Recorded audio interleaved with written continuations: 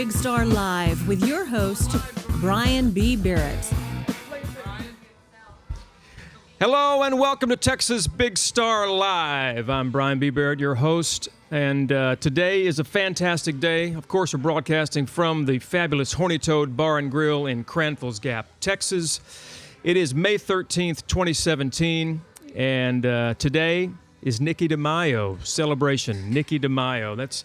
Someone may ask, what is Nikki DeMaio? Well, it's a big celebration. Big celebration. There's a big party going on out in the street in just a little while. They were here this morning. Bikers from all around, friends from all around. They take off about an hour ago. They went on a big ride in Bosque County around the Toad area within a few square miles around, and they're going to be returning back. And you can see some photos there taken just a little while ago. Right there. Yeah, the bikes are lined up, and I suspect there will be more to come very, very soon.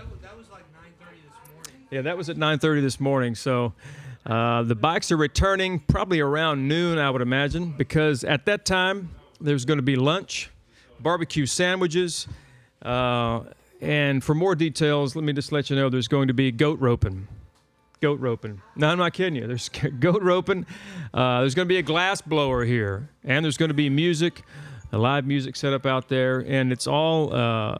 It's really all about Nikki Warms the Cold. And so for more information on that, look on a Facebook page. It's facebook.com/WNC77. And there you can see, if you go there, you'll see a little bit of information about what this is. It is a fundraising event, but in celebration of the life of Nikki and what she did, helping the homeless, keeping them warm. She would collect coats and things and distribute them to the homeless in towns around Cranfills Gap here. So this is all about celebrating what she did and what she's accomplished, and it just keeps on going and going and going. So it's a wonderful thing. Matt, come on in. I was coming in. I was kind of listening, but just want to double check. I wanted Sandy to have multiple children, but Nikki was one of them. Yeah. And one of her favorite quotes was, "Having fun is fun." Hooty hoo, yeah. Having fun is fun. And I've always loved that. And okay, so our buddy Jake, who's switching the show, met a couple of guys in Europe just recently at the TwitchCon, not TwitchCon. Ooh. VidCon. We're on Twitch, but they were there for VidCon for YouTube, and it's video streaming. Look, let's just be fair. I mean, right. but these guys were there for the YouTube conference VidCon and hung out with Dylan and Jake, and they're only here. Some of them are only here for a little bit, so I'm going to hand it back over to Brian and say hi to these guys. Yes, we do have international guests that are with us, and let me make sure I get the names right.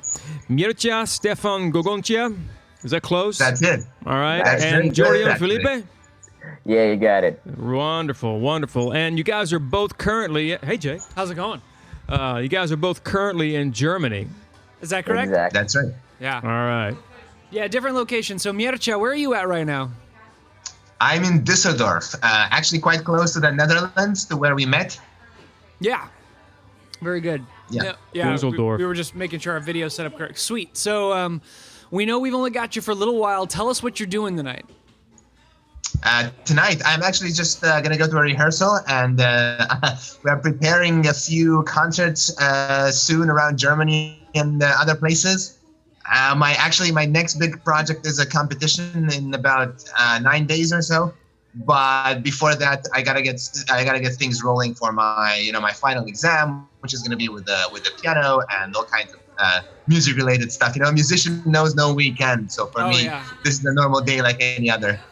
So whenever we met in Amsterdam at VidCon, not TwitchCon, I had that mixed up for the first couple of weeks getting ready as well, because we're hoping to go to TwitchCon this fall. There you go. We met at VidCon. You were there looking to make connections. Tell us a little bit about what you do, how you got started being a classical guitarist, and tell us. I know that you're a very humble guy from when we were talking in Amsterdam, but tell us about the accolades that you have as a classical guitarist.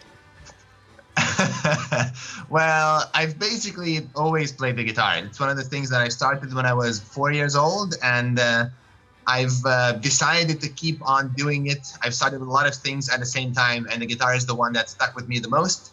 So when I finished school, I decided to go to Germany to study with what I think is the best guitar teacher in the world.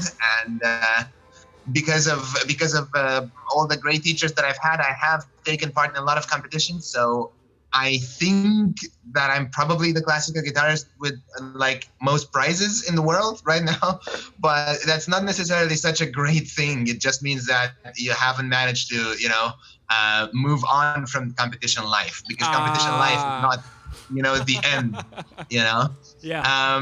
So I think, it's kind of cool to be able to say I've got the 163 prize, just won 2 last week in Spain. It's kind of cool to say I've got 163 prizes, but it doesn't really mean that much, to be honest, because I would much rather, have an audience that follows me to concerts. And almost nobody has that in the classical music world. And I don't want to be that, I don't want to be a classical musician. I think, I like music because it relates to communication, and I can communicate to people. And basically what I want to do is, use every medium that I can to communicate to my audience. And so I've recently started working on videos, and I'm trying to start a vlog and another separate YouTube channel that I'm probably going to call Guitar Stories, where I will play a few pieces and then tell a story about every piece, kind of like I do in my concerts, because a lot of people associate classical music with boring music, Yeah.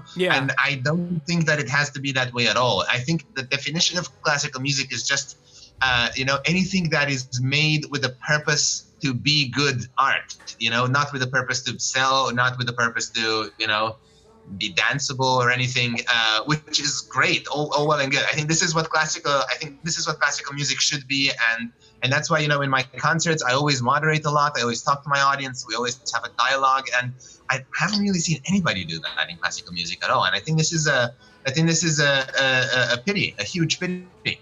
Because the audience is just as much a part of the show as anything else. And honestly, I'm tired of being in the elitist, traditionalist classical musician circles, and I've never been one of those people, So I don't want to spend my life in there. So I'm gonna start, I'm trying to start moving on social media and video, and that's why I went to VidCon, to get some tips, to meet some people, to see if anybody else is doing any cool stuff that we can, work together at some point. And so far it's been working great. I think it was like a slow burn explosion. Like when I got to VidCon, I had a great time, but I didn't think that much is going to come out of it. I thought this was I met a few great people, but this was basically it. And then it turns out, as things move on, as time passes, that no, actually a lot of the people that I met there are doing great stuff. Oh yeah. And so when we met at VidCon, one of the ways that we met you was Dylan was a musician. He's not here this week, but normally he's here with us. He's a musician.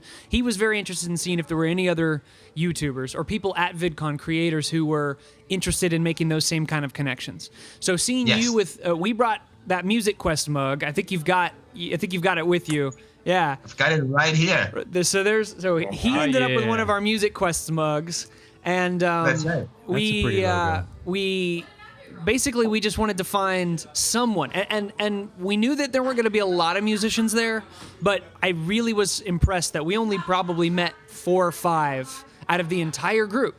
So it was pretty sparse, and but it was really a cool opportunity to meet you, because the kind of things that you talked about wanting to incorporate into your music kind of embodies what we're looking to do with Music Quest. Oh, yeah. And Texas Big Star Live is just our live show, an opportunity for us to have a variety show, talk to people all over the world. But it also allows us to talk about our other properties that are on YouTube. So Texas Big Star has a lot of different shows, a lot of different properties that we're working on. So I know that I mentioned to you, we're going to be trading some emails. we're looking for any opportunity to incorporate the work that you're doing and to help promote the kind of stuff that you're working on. So Most definitely. as soon as you have more stuff up on your vlog channel or on your music channel, things that you're doing with your YouTube, make sure and let us know, and we will definitely make sure to keep up with you. And we'd love to have you back on the show. Absolutely. And the only reason that Absolutely. I kind of fast-tracked this whole conversation is because, like I said, we know that you got to leave in like 15 minutes, so... Well, I can stretch it a little bit. Just a little bit. But I think you said that there's a possibility you might leave for a second and then come back. He's gonna walk with us through Dusseldorf on his way to his Nice. on the way to his practice. Oh, What is yeah, it called?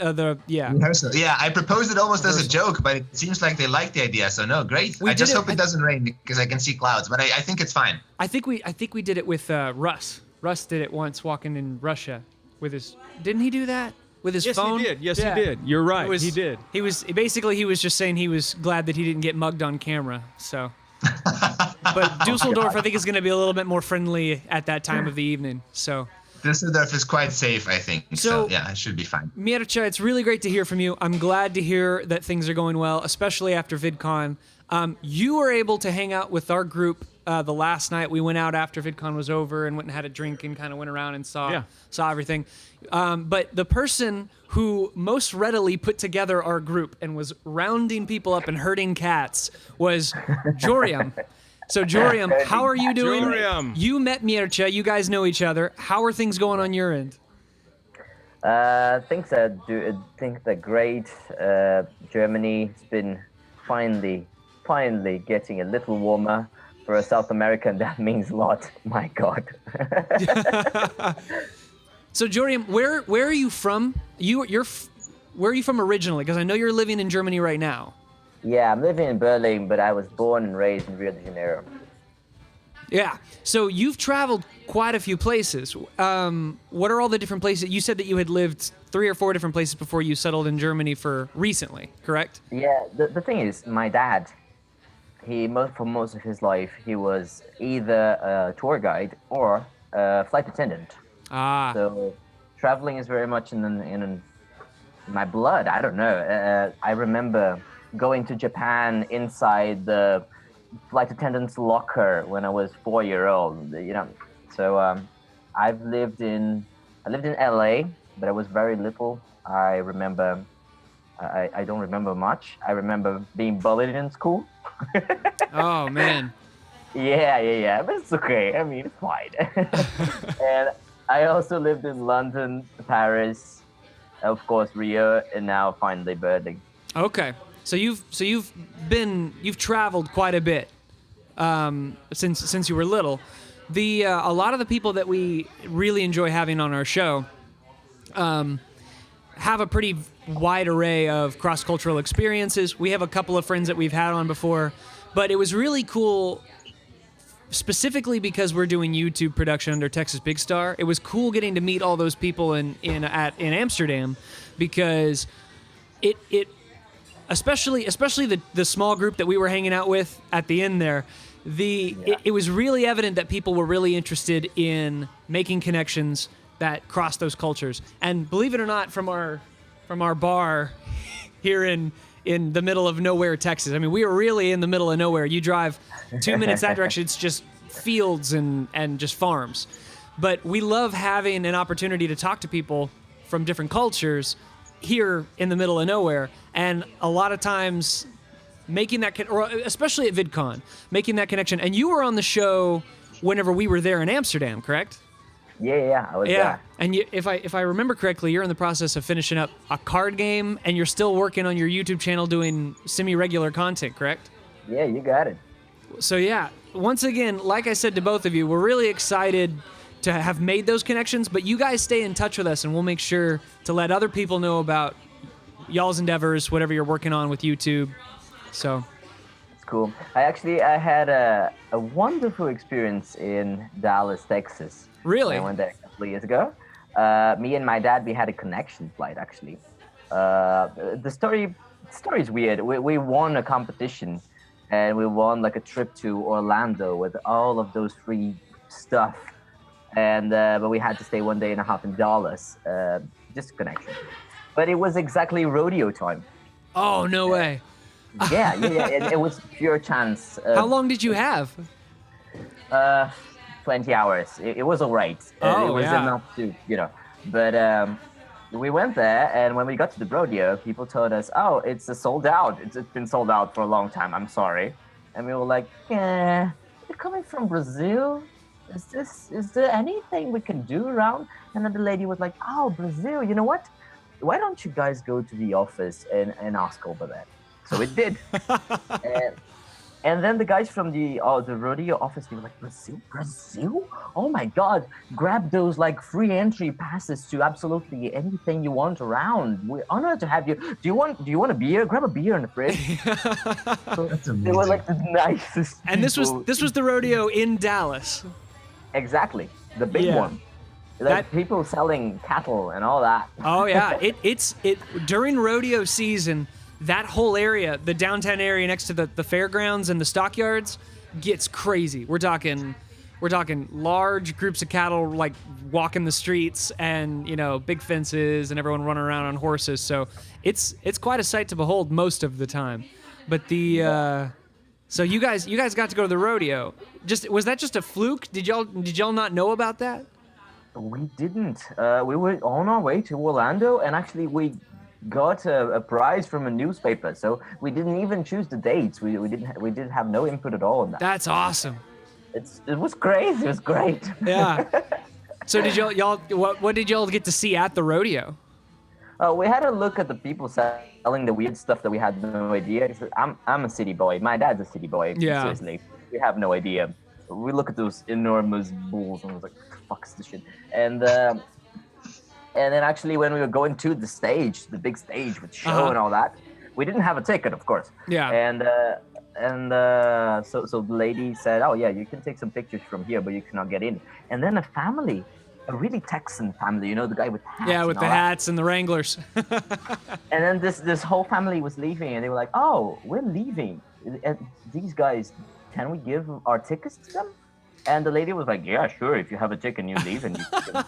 So we actually went to the rodeo for free, and it was so great. Yeah, that's awesome. So Dallas backstage. So Joriam and Miercha. Now Miercha, you're living in Germany too, correct? That's right. So you're living there, I've but been here where are you from originally? So I'm from Romania, but I moved out here by myself when I was 17 to study with my teacher, and then I did my bachelor there 4 years, and after that I went to London and I studied in London and in Germany at the same time. So neither of you are German natives. How are y'all acclimating? Well, look, let me put it this way. If I don't tell people my name, they will generally think that I'm German based on the way that I speak and the way that I act. So I feel culturally quite German, although I don't actually have a drop of German blood. However, I have to say lately I have been feeling this weird urge to move somewhere else. I don't exactly know what it is, but I think that what Joriam was saying earlier about the weather is a big part of it, because I come from Southern Europe as well, it's not quite as the nice as Mediterranean. Brazil. That's right, almost. Yeah, but I love life in Germany, but I'm having a bad time. Like he was saying, you can't imagine what it means to have our first days of summer now. Like this is the first day that I'm wearing the short sleeve, for the first time this year. Yeah. And it's kind of messing with my head. So maybe at some point, I don't know. Right now, I don't exactly have a fixed. I'm going to finish my studies. I don't have. I'm my own boss. I don't have a proper regular job. Here. I don't have a girlfriend here, so I can basically go wherever I like. There's nothing holding me back. So maybe next year I'll be living somewhere else. I don't know. I love Germany though. I just I want to experience stuff as well. Oh yeah.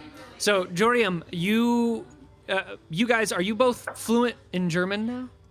Y'all have been there for long enough? Oh, Joriam's not. Oh my. If you need somebody to practice with, call me. Cool. I'm actually studying, but to be honest, I need to pay rent, so studies are not my main focus right now. Yeah. And to be honest, the first months in Berlin, they were pretty fucking shitty. It was really bad. I had a lot of troubles finding people that would really connect. The Germans, they are absolutely polite. They will always help you. They'll always be nice. They will not invite you to their houses. So I had to break a lot of bubbles, social bubbles, and Oh, yeah. walls and barriers. Well, I Yeah. remember you talking about the reason that you were putting that card game together was because that inspired you. The idea that there's not an easy way for you to make a more a close connection with someone because of how that social bubble is very hard to get into. Yeah, exactly. My card game is about questions. It's about interesting and hard questions, which is something that Germans don't do. And it's not even Germans. It's the people that come to Germany, to Berlin specifically. It's a very, very particular kind of human being. And so I created this especially because my Tinder dates, were all the same. And it gets frustrating after the fifth one, and people are asking me the same questions. Wait, sorry, man. I think my audio broke for a second. Your what was the same? The questions. Everybody asks you the same questions, and Okay. sometimes those are good questions. I'm not even like, what do you do? Where you come from? Those are good questions. But when you answer that every day, 20 times at work, meeting new people in a bar, going to a date, and when you answer the same questions over and over again, the questions change. So my frustration became a game. Yeah. And I remember we played the game a little bit at VidCon, and I remember it was what were the two categories that of the cards we were playing? There are two piles of cards. One is for weird questions. The other one's for profound questions. Yeah. So And the you weird can questions were usually pretty silly, but also still gave insight into someone's, like, the way that they process even those weird questions. It just kind of gave you a window into the way that people thought, and it was really cool to sit there. And I remember who was it? I think Kat, the bassist. She was sitting there and answering these questions. And as I hung out more with her, it was like I had learned so much playing that card game just within 10 minutes that seemed to ring true as we continued to have conversations. So I think you said, as soon as you're finished with it, we're gonna get a copy of it here and we'll play it on the show. Yeah, you got it.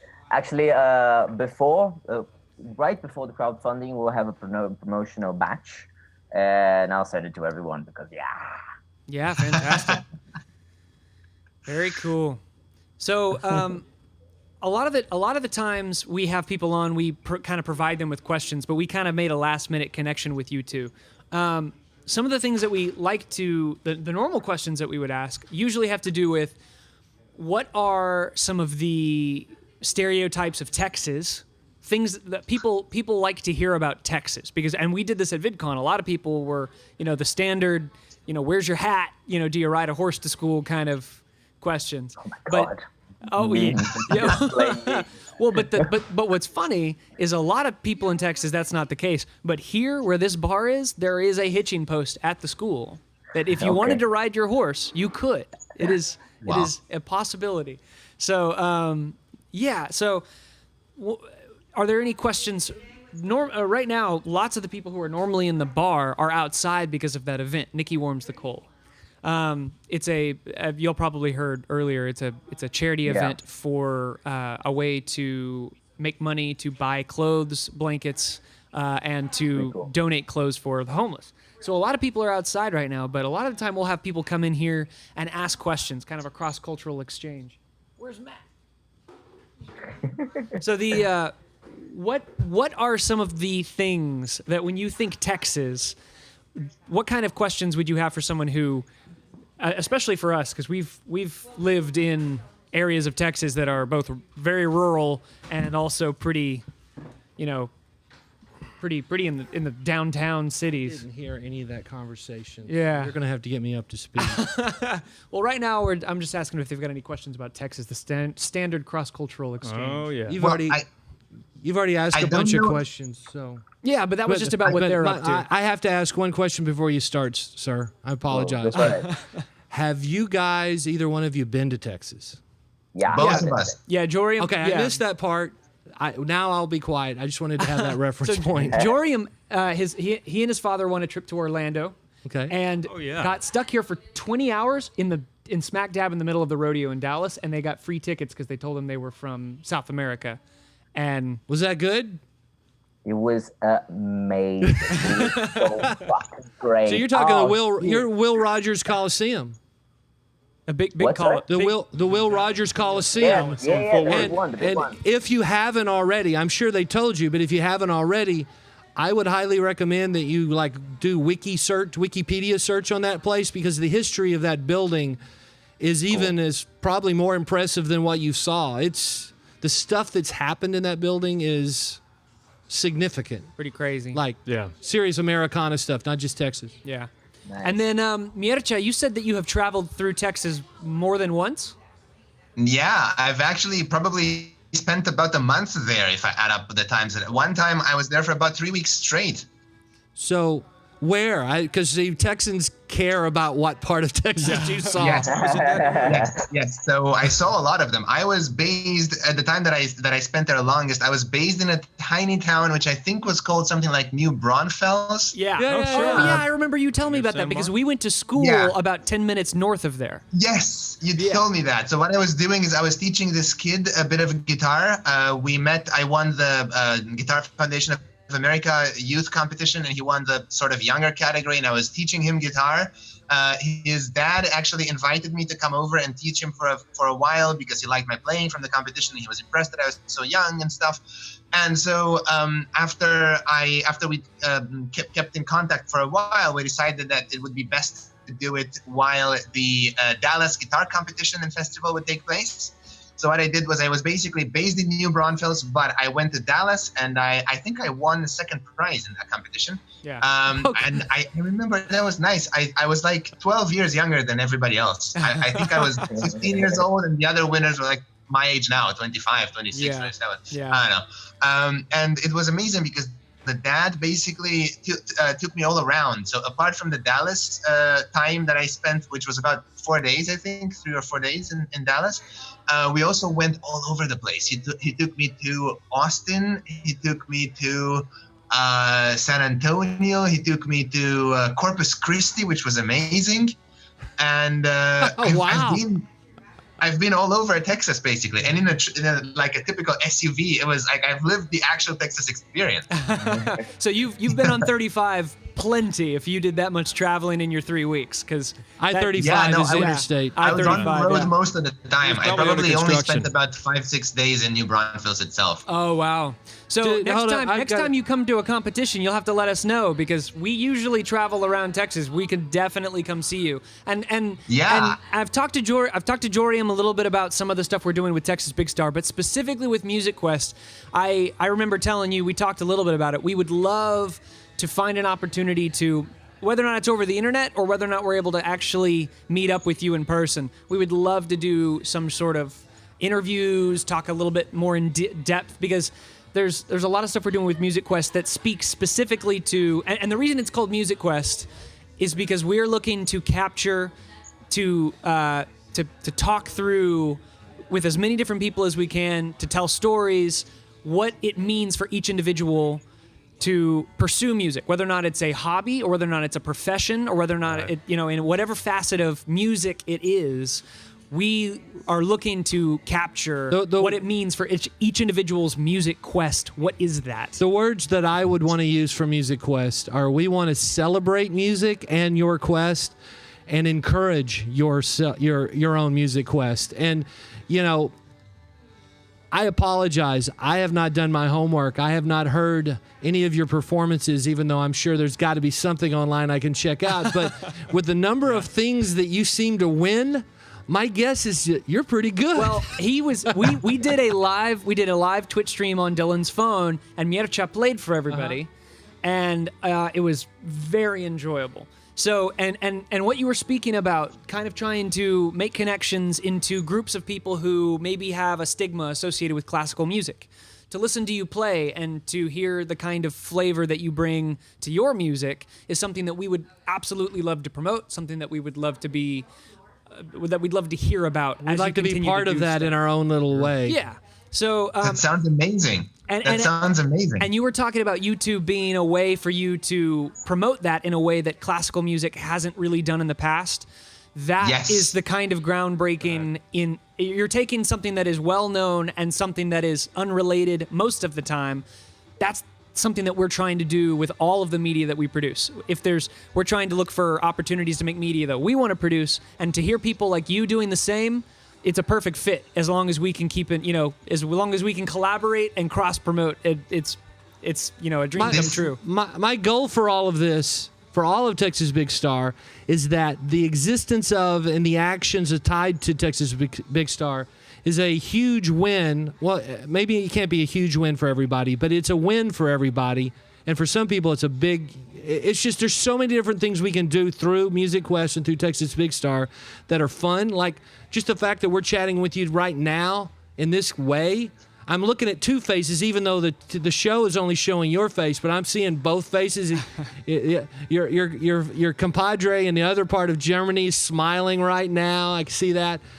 And there's something else that has nothing to do with our interview directly, but I'm smiling because the guy that's switching this right now, that's actually pushing the buttons to make sure that your picture's where it needs to be and that we can see and all that kind of stuff. It's a sophomore. There he is, the sophomore guy from this little town in Texas, and he's been working with us just for a little bit, and he's already competent and capable of helping us run this show, and that's cool. Making those kind of connections. We want to see him. This is just a ghost. We don't believe you. It's a software. Where's this guy? Cyan Blade Ghost. So Miercha, we would love to have you on the show again. Obviously, please keep in touch with us. Let us know how things are going. Like I said, I'll shoot you an email with some other stuff that we would love to talk through. But you have somewhere to go. We don't want to keep you for too long. I'm gonna go now. I hope my connection doesn't. I'm gonna keep this going just to listen to what you guys are doing, and I'll have my phone with me, from which I'm connecting right now. Yeah, but it might interrupt when I change networks because I'm on my Wi-Fi and I'm gonna change to mobile data. So I don't know. Yeah. Yeah, and if it disconnects, that same link will bring you right back when you switch networks. Okay. So when he's walking around, Jake, I'm gonna ask a question for both you and Jake. When he's walking around, does he need to mute? Yeah, we can do it over there if we need to. I didn't know how you do that, so I just want to double check. And you can on your end as well, Miercha. There should be a mic mute button. That way, if the wind's too loud, that way we can. And you can always unmute it because we'll definitely want to say bye to you before you go into your rehearsal. Yeah, definitely do that. Sure. No, I can. If you want to ask me a question or anything while I'm walking, you'll see the fact that I'm still walking, and I can always just intervene. Sure, Yeah, sounds great. Thank you very much. I also Miercha, thank you so much. My pleasure, guys. It's amazing. Your work is amazing. I'll still be here. I wish we were a third as good as he makes it sound like we are. You know what I mean? He'll see afterwards and go, "Oh yeah, it's great." Jory, I'm so glad that you're able to join us as well. I didn't know who all was going to be able to make it. Next week we've got Aaron, who is the vlogger. Oh, yeah. He's going to be here. You guys talk to him for a second. I'm going to go get the audio. Yeah, definitely. So what's that purple behind you? What, sorry? It's party streamers in the background. That's just my room. I have a weird light. I have one of those LED lights. It's a purple LED light. Ah. Yeah, exactly. Yeah. It makes everything shine. So black light. When I was in college, were you a freshman when we did that? Did what? My senior year in college, we had a resident assistant, a guy that was in charge of our hall in the university building we lived in. And I don't know what you call him in Europe, but I mean, his thing is they're called an RA.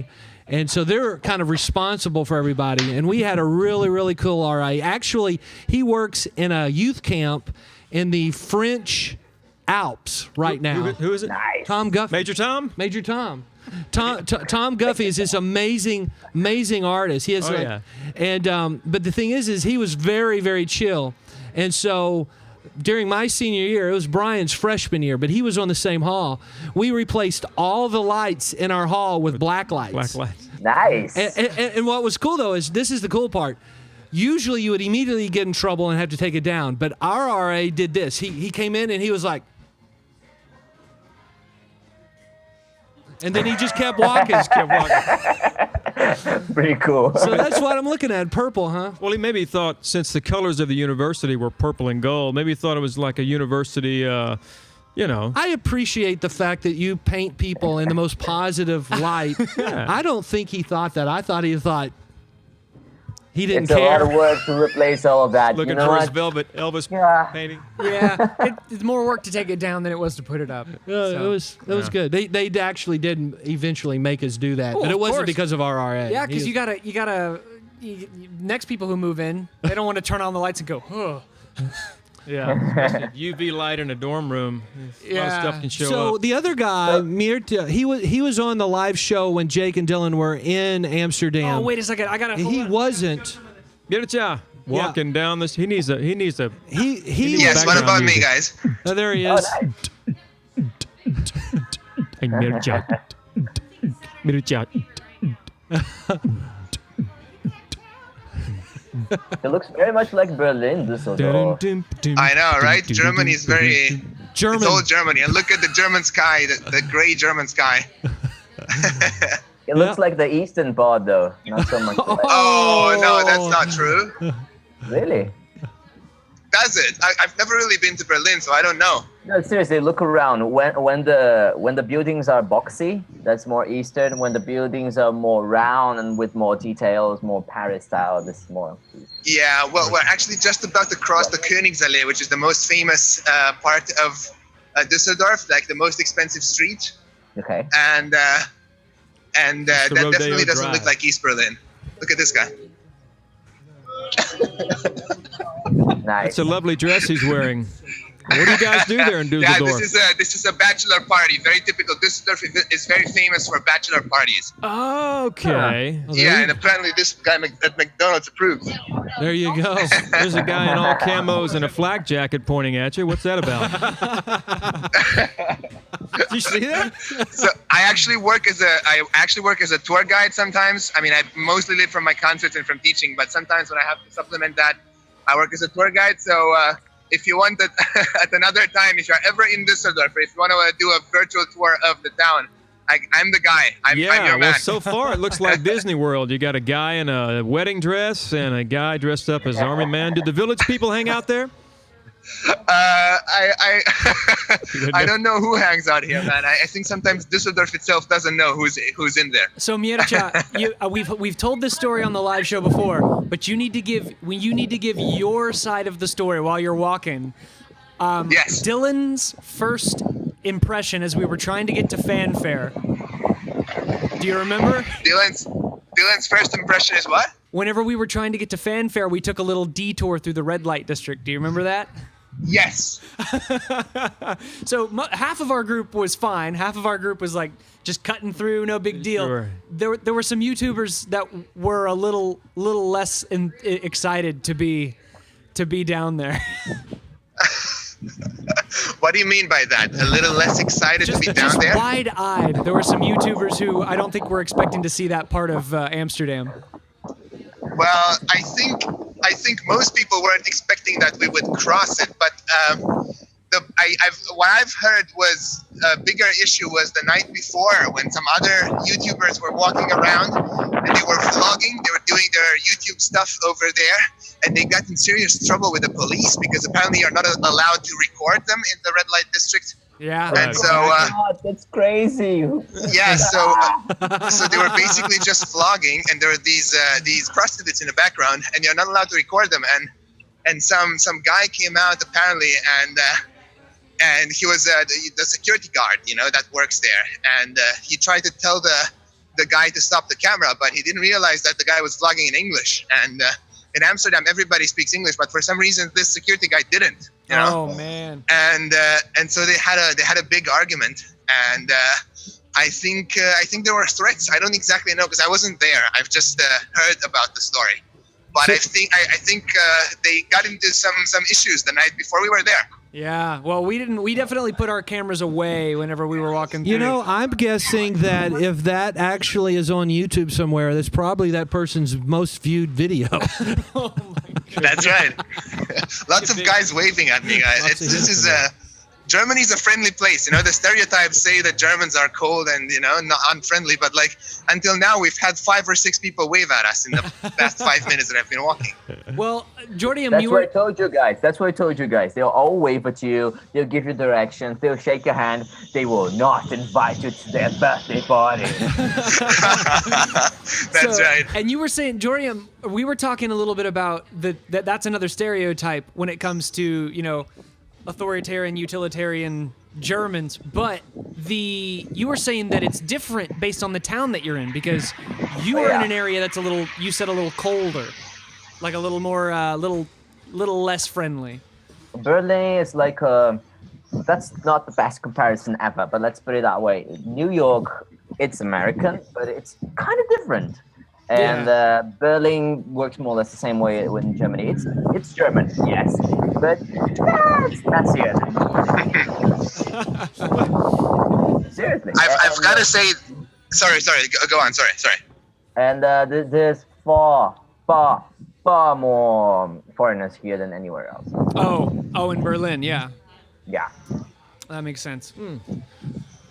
So it's I'm really excited that both of y'all were able to make it. Jorium, tell us a little bit about the Facebook group you started. That's how I've been kind of talking to people as we've tried to make connections, have people on the show. Like I said, that's how I got Aaron. He's going to be on next week. Tell us a little bit about your motivations behind starting that. Sure. Well, whenever I meet, I'll translate directly to Portuguese. Whenever I see a powerful group of people, which is rare and precious. This is not something that happens to you every year. I try to somehow connect these people in a way that in the future, in 6 years from now, they will have a form of communication in case they need or they desire. And when we were in VidCon, I realized that a lot of these people, we were not hanging out with the famous people or the people with millions of views or millions of dollars or anything. But they had a something. The energy was too good for people that met for less than 20 hours. And that's what I do, actually. This is something that I do always in my life. When I see a powerful group of people, my instant reaction is to put them in the same online space and see what happens. Many times nothing happens, and this is all right. But maybe 3 years later, they'll reactivate it and they have a way to summon the others. I appreciate that. I resonate with that. I think that's fantastic. Yeah, and it gave me an opportunity to reconnect with you guys. Obviously, there's going to be members who are more and less active than others. But tell us a little bit about the challenge that you gave through that Facebook group. You gave what did you call it?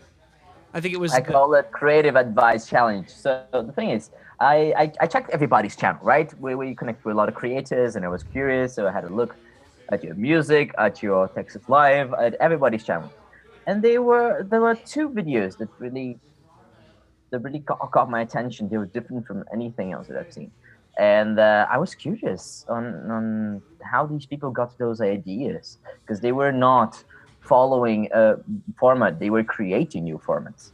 And my spontaneous reaction to that was to create a YouTube channel in which you record a video. The rules are very simple. It's a 3-minute long video in which you will talk about one single aspect of your creative process, and you will reveal some sort of secret or some sort of tool or technique that you use to help other creators, specifically YouTubers, but not necessarily, but to help other creators, to give them an extra power, an extra tool to make their own content. And also, you got to give one piece of recommendation, one video that inspired you to make more videos, so then people can also have a glimpse on your references.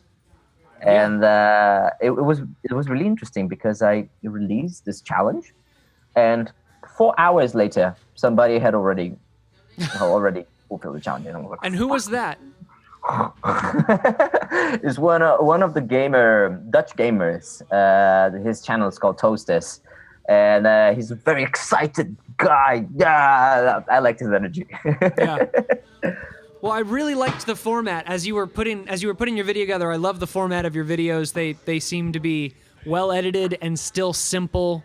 I've enjoyed watching your videos. There are a couple of other people that have been posting semi-regularly since VidCon, but to me what was really impressive was they're working pretty hard at putting out regular content, and yet they're still unable to keep up with the regular everyday vloggers or the people who have production teams behind them. We're currently trying to figure out the way that we can produce the most content as quickly as possible. And, we have tons of roadblocks, but... still enjoy life. If we could definitely do it. It's just we've been enjoying the process as much as we can. And the moment where we're not enjoying it normally... How about you? I've been enjoying the process as much as I can. So there's plenty of. I can smell the irony from Berlin. Well, but one of the things that has been really, really great, and this was kind of, Matt was thinking through this before we went to VidCon, having as much of the shows at least with the YouTube page up and with a little bit of content on it. Having all of those gave us an opportunity to kind of meet people where they were at. So for the live show, that was easy to communicate to people. Hey, we're gonna have the live show. We're here in Amsterdam. We're gonna be chatting with people back in Texas. You were there. Other people who seemed to be kind of maybe apathetic in most regards were suddenly interested in being part of that because it was a live interaction overseas. I think that that's something that people really are starting to crave when it comes to communities on the internet.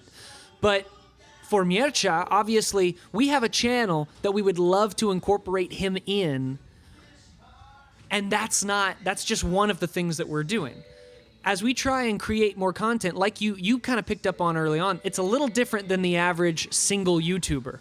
But we want to find a way that we can incorporate and help the single YouTubers continue to make their content and help to promote that because, you can work really hard on your own content. And on YouTube, sometimes you just got to be lucky and find your audience over time. It takes a long time. So we're hoping to... I've said this 3 or 4 times already, but... make sure to keep in touch with us. As soon as more people start to send in their challenge videos, we'd love to share that link to the playlist with people. I have a very specific request along those lines. Once some time has passed and you feel like there have been a couple of gems that have popped up that maybe have surprised you and you just really thought these are really good. I don't know that we'll pull them up and play them as part of the show, but what we would do is have you come on and talk about which ones you liked and why you liked them. So maybe your top 4 or 5, and then we have links to you, from you, on our show to those so that people can go watch them when they have a chance. Yeah. But you could give us your impression, your interpretation as to why they were so good. And so you'll need to keep an eye on what comes in, and once you hit a kind of a threshold of like, hey, there's 3 of these I just think are fantastic, then let Jake know and we'll get you back on and you can give us an update. I would be interested to see that, and once you trigger it, I'd like to watch them as well. I think Jake asked me to do one. What we were thinking is because we don't necessarily fit that same... Like, we have a production company that's trying to create Still YouTube. have to be creative. Yeah, we still have to be creative, but it's a little different. It's harder to interact. And we had that problem when we were in Amsterdam was people were asking, oh, what's your channel? And it's like, well, just go to TexasBigStar.tv. There's a bunch of them. I don't necessarily... I'm not working on just one. Like, it was a little different dynamic. But I was thinking maybe Dylan could do one. Gray Sky Symphony was on that list, so he kind of has to do one. He needs to do one. He needs to do one. And that's his personal thing. But then for us, I was thinking Matt and maybe I could do 2 separate videos because we have different motivations behind starting it. And that's one of the things that I think it's really great being able to communicate that to people as we hopefully in the future collaborate, because this platform gives us an opportunity to bring different motivations together and find a way for them to interact creatively and to really, promote each other. Mircea, are you almost there? Yes, I'm about 5 minutes away from my destination. I'm getting tired just watching you walk. I could have taken a tram, but Man, is he why? in shape? I've been trying to jog and work out every day to help build a constructive, creative routine. Well, Because I noticed that when I feel better, I work better as well. So maybe this is part of what I should include in the video for sure. Yeah. This is something that some of our stateside viewers may not realize, and having lived overseas, all of us here have in Europe, and there's a lot of walking that goes on. That's right, absolutely. But that's pretty nice. Mircea, on the average day, how many? There again, I have to make my my kilometers to miles algorithm in my head. How many kilometers would you walk on an average day?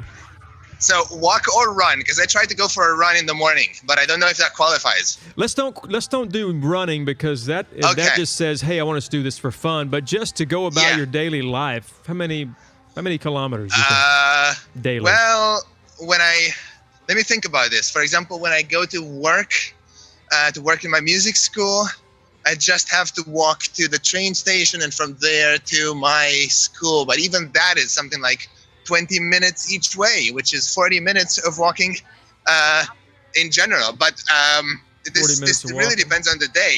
When I would say probably something like 10 kilometers. Wow. Just for like regular work stuff and life stuff. Jake's got it going on. That's 6 miles. So what about Berlin? What is it like in Berlin? Do you walk as much, or you ride the tram everywhere?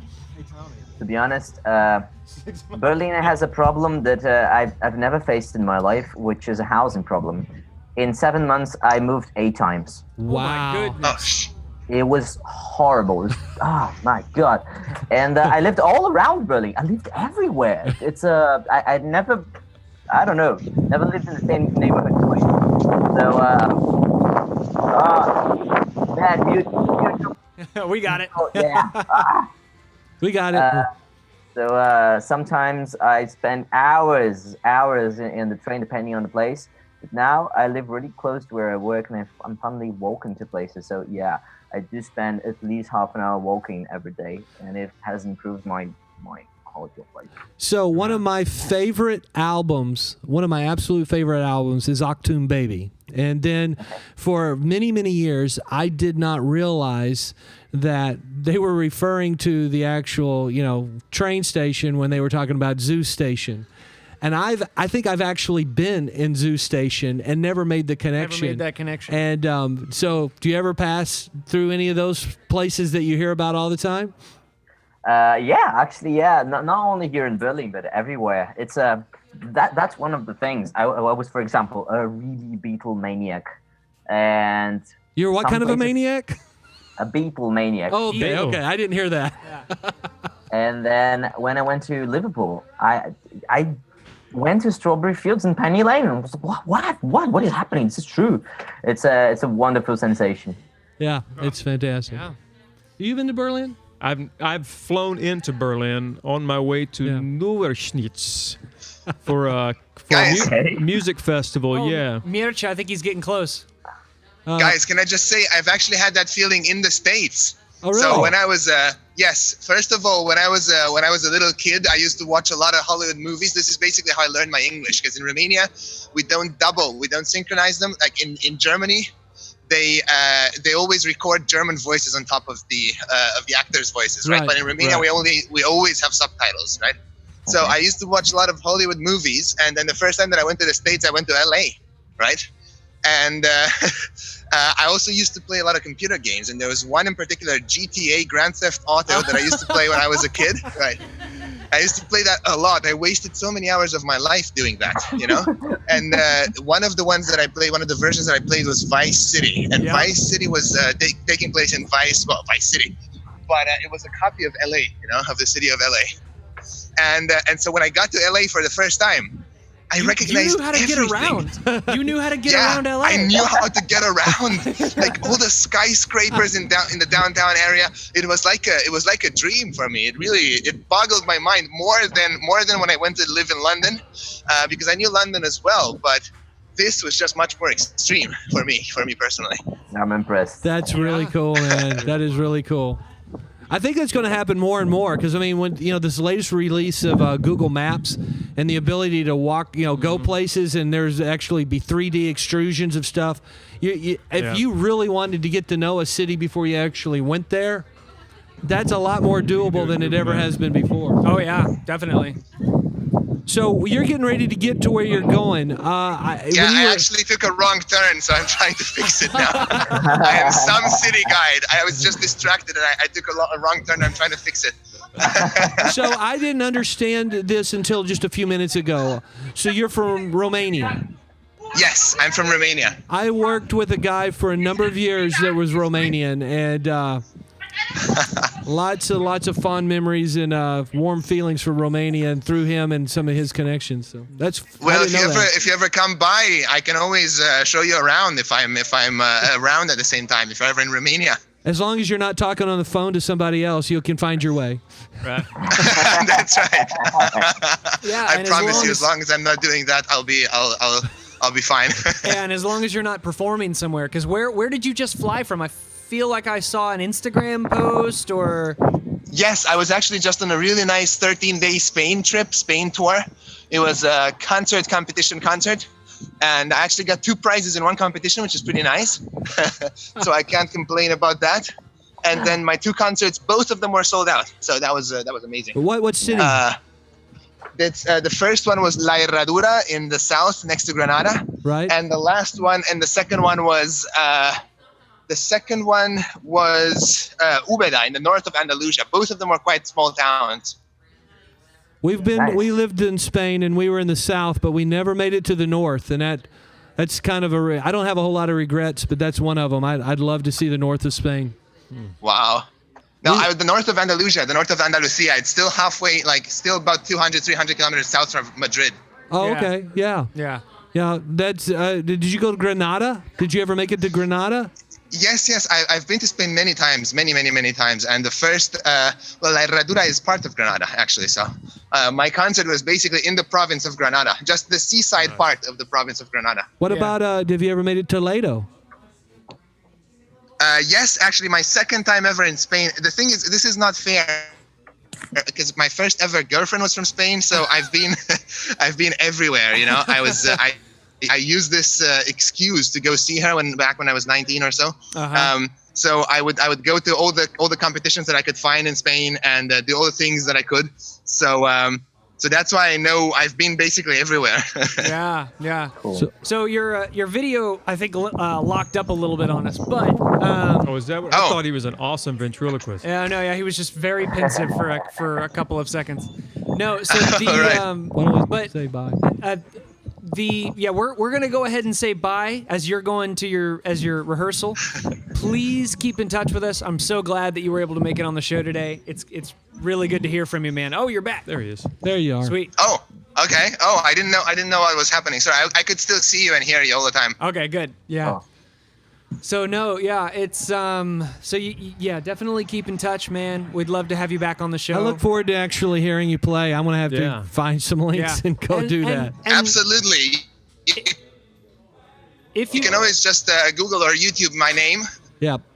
We can do that. I think I can manage that. And we can also... He has a video now on YouTube on Vimeo. It's really... Okay. Yeah, also on Vimeo, for example. Damn, that video, man. Who did Is that? It good? It's great. that was my manager. It's a pretty cool video. Yes, I have to say. All right. Fantastic. Yeah. Well, we're gonna go ahead and say bye. We're gonna hang out with Joriam a little bit longer. He's got the opportunity to chat with us just a little while. We hope that your rehearsal goes really well. Thank you so much. I hope my exam goes well because this is what I'm rehearsing for. That's great. So Good thanks luck. so much, guys. I really love your philosophy. I love the way you want to do things. I really appreciate you having me on, and I really hope that we'll have a chance to do this more regularly in the future, not only with the chats, but with all sorts of things. And I think you've got a really good path going. And I'm just really glad to be part of your show and to have met you. It's all a great pleasure for me. Thank you so much, man. Take care, buddy. And like we said, Nice we'll have you talking back to you, on. brother. And what was I going to say? As soon as we get something up from the show, normally after the show, we'll post the whole thing and then we'll put up segments. So we'll make sure and share anything with you from today that we edit together. Yeah, definitely. So Oh, thank you so much. Perfect. Yeah. And Joriam will stay in touch. I'm gonna upload things, and we should chat at some point as well. You got it, brother. You got it. Nice. All right. Take care. Cool. Bye-bye. Bye, guys. Cool. Walking 6 miles a day. Just a little taste of German sky, just for you to understand what I'm talking about. I did see sunshine for a brief moment, though. his Did you face guys was see lit up that? for just It's a an minute. illusion. It's not real. It's like Seattle. Yeah. We had some friends that actually lived in Paris for a while, who came to Okay. visit us when we were in Spain, and he quoted a stat that I haven't necessarily fact checked, but he said they only get 100 days of sun a year in Paris, and he said it was like that gray a lot. And he had lived there for a number of years, so I felt like I couldn't really say. But I can tell you, regardless if those stats are correct or not, he spent like half of his time on our balcony with his arms out, worshiping the sun. And it was, I got a feeling that he was missing the sun. So, Yeah, but Paris treated me better than Berlin. But I gotta say that when I moved to Paris, I moved by the end of the winter, and I didn't catch the next winter. But here in Berlin, and this is not an it will sound like an exaggeration, okay? I'm aware it's not. From November to the beginning of April, 12 days of sun. oh, there you go. I know it sounds like an exaggeration, I know. But there were moments like, it's been 20 days since the last time I saw sunshine. It's That's man. crazy. And now, when did you leave South America? August last year. No, but you lived there until then, or you were traveling around? Yeah. So, I mean, so you're most- used to most some of my life. sunshine. You like some sunshine. I do, but honestly, people don't realize here, at least. Maybe in Texas, not so much. But here in Berlin, people don't realize how the heat becomes a problem when it's also excessive. In Rio, during the summer, sometimes it's 47 degrees Celsius. Right. How much is that in Fahrenheit? I don't know. That's like 107. Yeah, it's Pretty a little over toasty. 100, yeah. Yeah. And people, they go anywhere that has functional AC because your home AC is not enough. Right. It's just not enough. Can't compete with the sun. So I don't miss that. I'm fine without it. Right. Yeah, I wasn't. I got a little better when we lived in Spain because we didn't have an air conditioner. Now, you just lay in bed at night with the windows open and the fans on, and you just like eventually fall asleep. So we gotta give a shout out. Dylan is watching right now. Hey, Dylan. Our normal audio engineer who is not here today. Oh, and you, of course, you met Dylan. He was there with me at VidCon. He's chatting with us on Twitch right now, and we'll send you the link so that you can take a look at some of the on twitch.tv. That's where you can watch the show. And like I said, you're just seeing this one camera, but it looks very different on our end. So hopefully you'll like it. Yeah. That's I had fantastic. a look at the show. You got the black magic. That's some fancy stuff. Yeah. My God. Well, I got one of the. That's a 2.5K. One of the original ones that came out. I think I was in like the thousands. I got one a lot earlier than anybody else. I was very, very lucky because when the information came out on that camera, there was scuttlebutt going around as far as what it was going to be, and I actually got in and ordered the second one. Another guy in Austin ordered one in front of me like 30 minutes earlier, and it's been a good little camera. It's got its own quirks, but I appreciate the fact that you appreciate it. Yeah, man. Yeah. What have you been shooting your videos on? I'm just on my Mac. I'm pretty sure I could set my vlogging camera. What did you shoot the video in the park with? Yeah, I have a Canon T5i and a really interesting lens. I don't remember the exact details. T5. I have a wide angle, and I just love the wide angle. Everything's kind of distorted. I love it. Yeah, the video that you put up for the so far have looked great. I thought they were. Thanks thought they very were much fantastic. indeed. No, yeah. I was actually very curious about your invitation on the Texan cliches and stereotypes. Yeah. Can I ask you Oh. 2 questions? Please go ahead. Go for it, man. Okay, but I have one easy question, one hard question. Oh, right? there we 'Cause go. That's my gig. We're I like the down. hard We're questions. ready for it. Okay, cool. The easy first. So there is a thing in Brazil, or at least in Rio de Janeiro, but I believe in Brazil as a whole. When you go to the supermarket and you go to the frozen food section, of course, there's burgers and many types of burgers. And then you find chicken burger and burger with cheese on the inside and all that. And all of the brands, they have the Texan burger, which is just a burger but bigger. And they don't call it like Yeah. they No, it's a don't real call it brand. like big burger Realize or it was like extra worldwide, though. plus size burger. All of them call it Texas burger, and we are supposed to figure this out. Why? Why? It's called marketing. I mean, Yeah. I've seen Texas slapped on the weirdest stuff. In Asia, they have Texas chicken, and it looks just like Kentucky Fried Chicken's branding, color, everything about it. Yeah. But it's not Kentucky Fried. It's Texas chicken, and there's nothing about chicken that should be Texan other than it's a name they recognize. And one thing is Texas. One of the reasons why we went with the name Texas Big Star is because Of that. yeah, because if you ask 'Cause of people, chicken. if you ask people overseas about Ohio, there's not nearly as much name recognition as Texas. Okay. Despite the fact that We love Ohio. We have friends Ohio's there. great. We When love we go corn. to We like if and corn. when we go to Ohio, there's tons of we know people who live there, who have tons of places to go and visit. There are plenty of things to do all over the United States, but for some reason Texas has a name recognition that most other states do not. And when you, especially in you hear it all the time. If you are from Texas and you go to Japan, there are bars devoted to Texas culture. And you go in and you're like, I'm from Texas, and they just treat you like royalty at these bars because Cool. they love Texas culture. And it's kind of odd sometimes because, for us, it's just kind of the norm. But it is easy to slap the image of Texas and Texas name and the Wild West. And Well, the other thing is you said it's a bigger burger, and so Texas always is famous for claiming that everything's bigger here. It's a and, large amount of land Fair mass. enough. And if you notice, because of how important that concept of bigger is, I included it in this name as well. Texas Big Star. Big Star. okay. There we Fair go. enough. So yeah, I that mean- big burger. Yeah, it's just a marketing thing. And Texas Okay. is known for the beef and cattle industry. Yeah, also, of course. historically. that as well. Cowboys actually, The Texas Driving burger, cattle. because of what he just said, makes more sense to me than the whole Texas chicken. Yeah, the thing. Texas chicken thing is Okay, fair enough. weird. But I gotta say, I have a lot of contact with Japan. I had a lot of Japanese friends. I know how to speak Japanese. Please You listen. do? Yeah. I do. Oh, fantastic! That's awesome. what does that sound like? わかりますか? 日本すごいだ. Very nice. So I got to tell you this. You had a story, but I'm going to tell you this. My wife and I went to cross-cultural training back in 1998, and one of the things we did was learn how to learn a language without any instructors.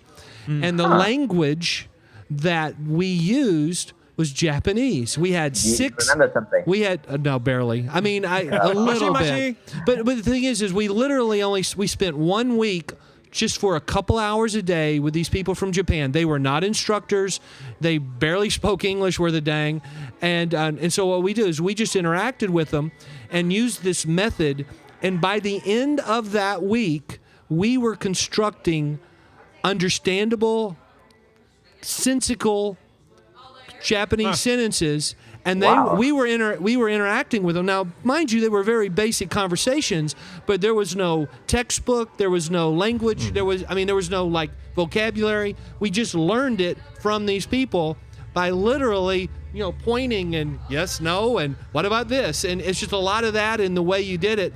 And I don't remember it, but I do remember that I did it. And it was really cool. So when people speak Japanese, there's this like little tingle of, I think I might have understood what they just said. Nice. Maybe I need your technique for German. God damn it, so hard. Jeez. So someone in chat is from Germany, and they were saying we'd love to hear some of his German, but I think that You're a little hesitant. Mein Deutsch ist nicht so gut. Yeah. So no, you were talking about you had your Japanese friends. You were talking about the Texas culture. The thing is about the Kentucky Fried Chicken bullshit. So in Japan, they see the West in a very different fashion than the West see itself.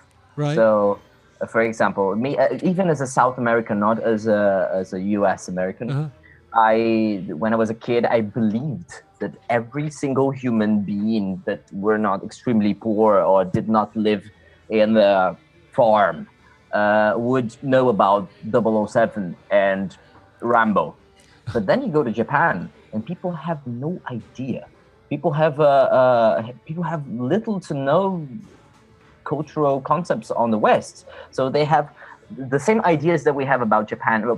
Well, that I have before when going there and all that. Yeah, we have general ideas, and that's what they have. So, for example, and I think this example it's nonsense. There's a famous chain restaurant in Brazil and other places called Outback. Do you have Outback? That's Australian, right? Outback Steakhouse? Outback Steakhouse. Yeah, Outback Steakhouse. Yeah, it's Australian. And in Tokyo, it's Outback American Steakhouse. Really? It's called Outback. It's called bloody Outback. It's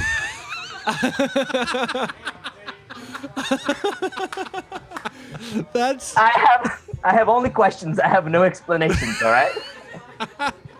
That's crazy. And apparently, they did a sort of a market research, and people were like, the Australian America.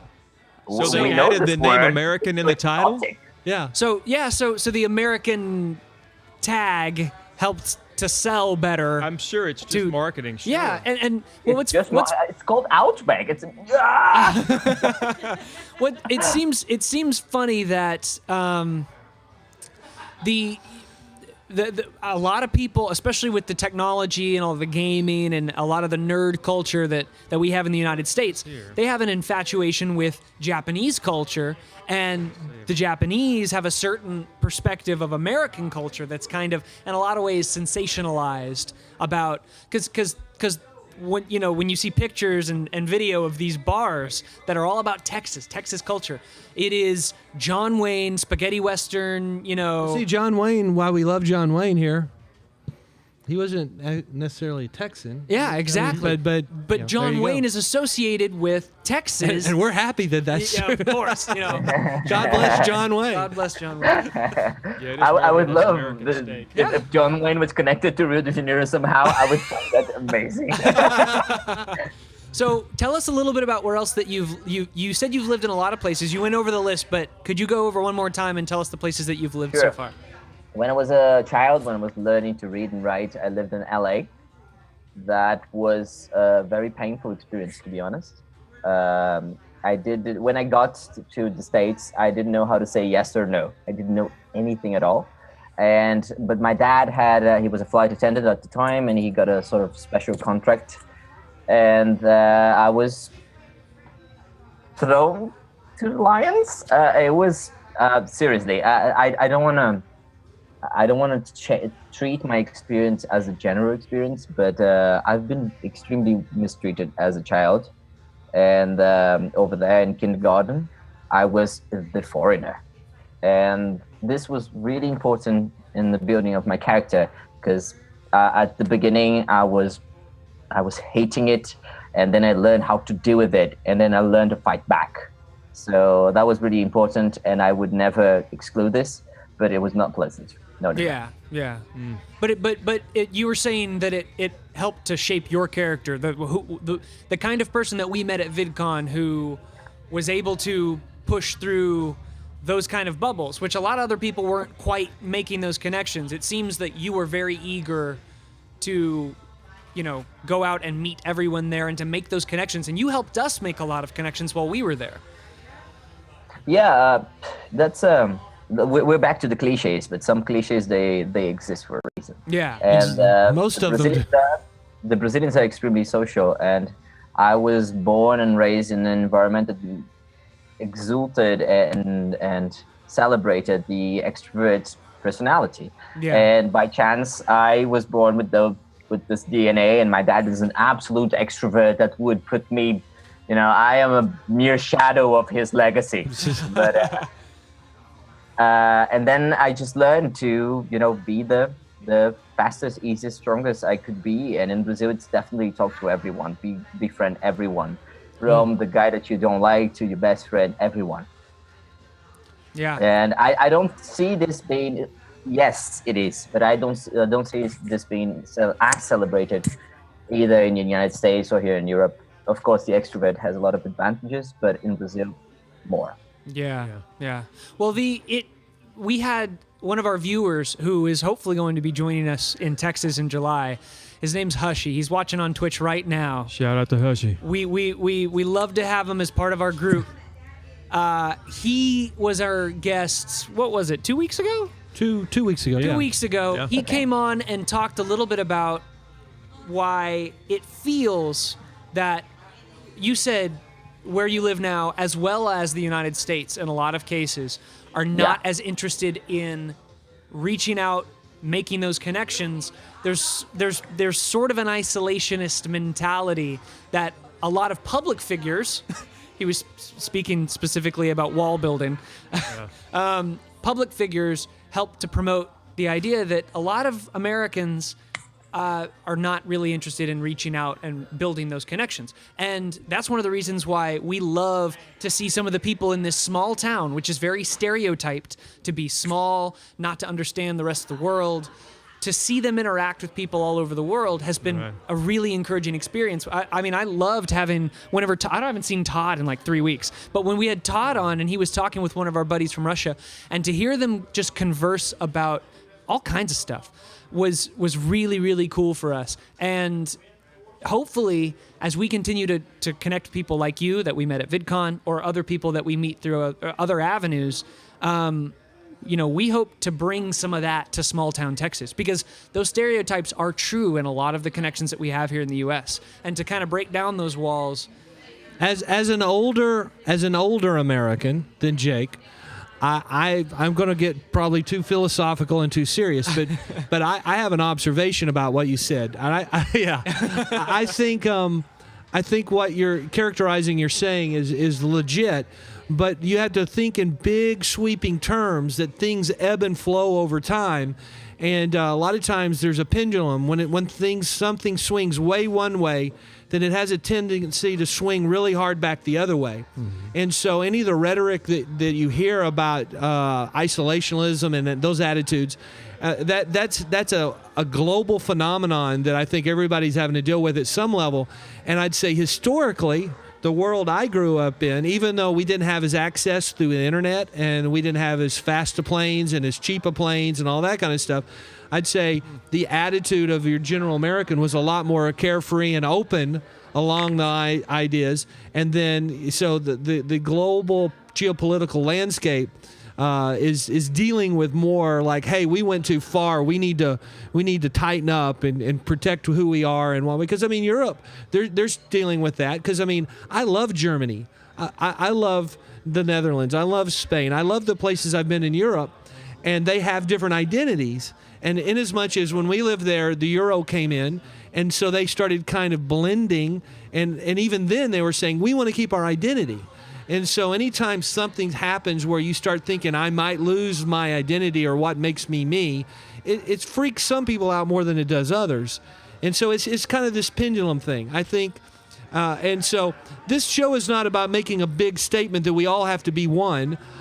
It's more about, let's celebrate who you are, where you are, and what makes you unique. And we'll do that about us. And we'll appreciate and love and interact with each other in a friendly way.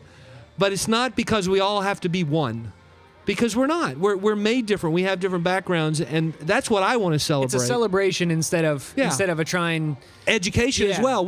I mean, some of the stuff you said. I mean, the general conversation on this show is rarely that serious.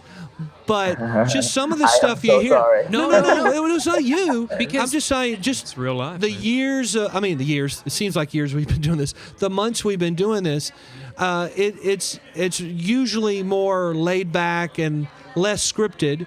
And the facts, the education that we encounter on the show is usually kind of semi-trivial. I mean, Yeah. like I didn't know that they don't have squirrels in Haiti. Yeah. Yeah. And it was just because we did a translation thing, having a guy translate stuff into Haitian. That's right. And he couldn't do it because they don't have squirrels. And There's no word for it. There's no word for it, and it blew my mind. It's like, does that matter into the big scheme of things?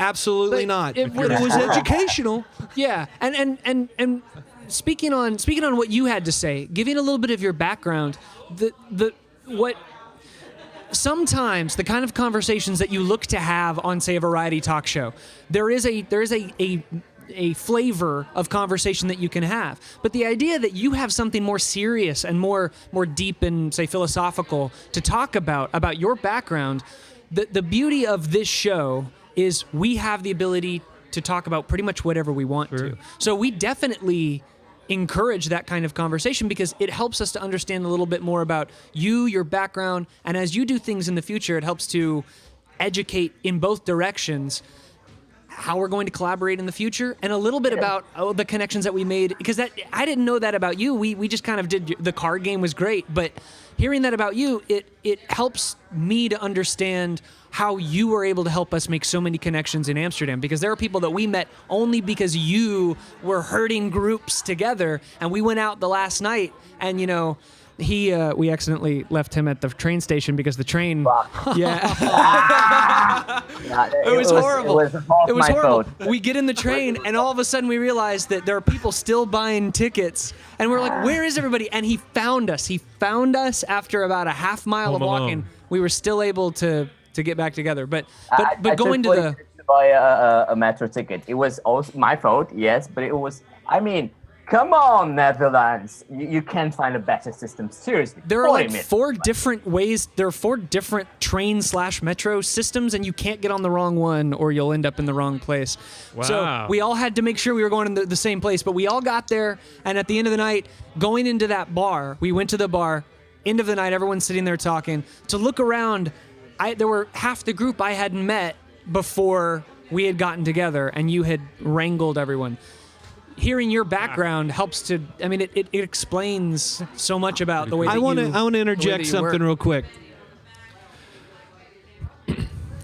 On chat, we have a friend that we've made through this show, Texas Desert Rat, and he just made a comment, and he said he wasn't necessarily trying to be overly serious or whatever, but he didn't want to sound like he's promoting the military, but he had to say through his military experience, he was both sad and yet ecstatic to be in Iraq because it's the cradle of civilization. And it just had such a historical significance. And even though he was there, he says usually in the military thing, you're in a weird situation and you're not really seeing the culture for what it is, but it's still a kind of exposure that he wouldn't have had otherwise. And he was ecstatic to be there because he appreciated the significance of it. And without his involvement of being part of the military, he would have not had that, most likely. And then he turned around and said, Texas Big Star Live is like a light version of his trip to Iraq. That's kind of, I'm going to take that as a compliment. Yeah. It's military life. What's his name? Sorry. Oh, it's one of our viewers on Twitch. He actually lives in West Texas. He's a friend of ours that we've played games with, and he joins us regularly for the live show. Yeah. And he's just chatting on So, Twitch with us right now. Desert Rat, thank you. I really appreciate what you just said. And that's awesome. Brother, actually, it's cool. It's cool that you found a really interesting and powerful cultural experience in the military. Yeah. And this is possible everywhere, actually, not only in the military.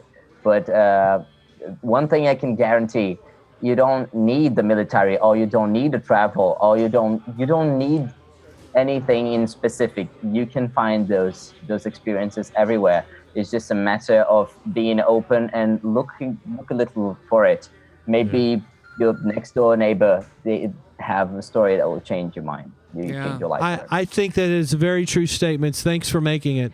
And yet, having traveled, and I know you've traveled, it's hard to beat that. It's hard to beat travel because, man, is it you learn and see so much so quickly. It's a condensed version of that. Yeah, it's true.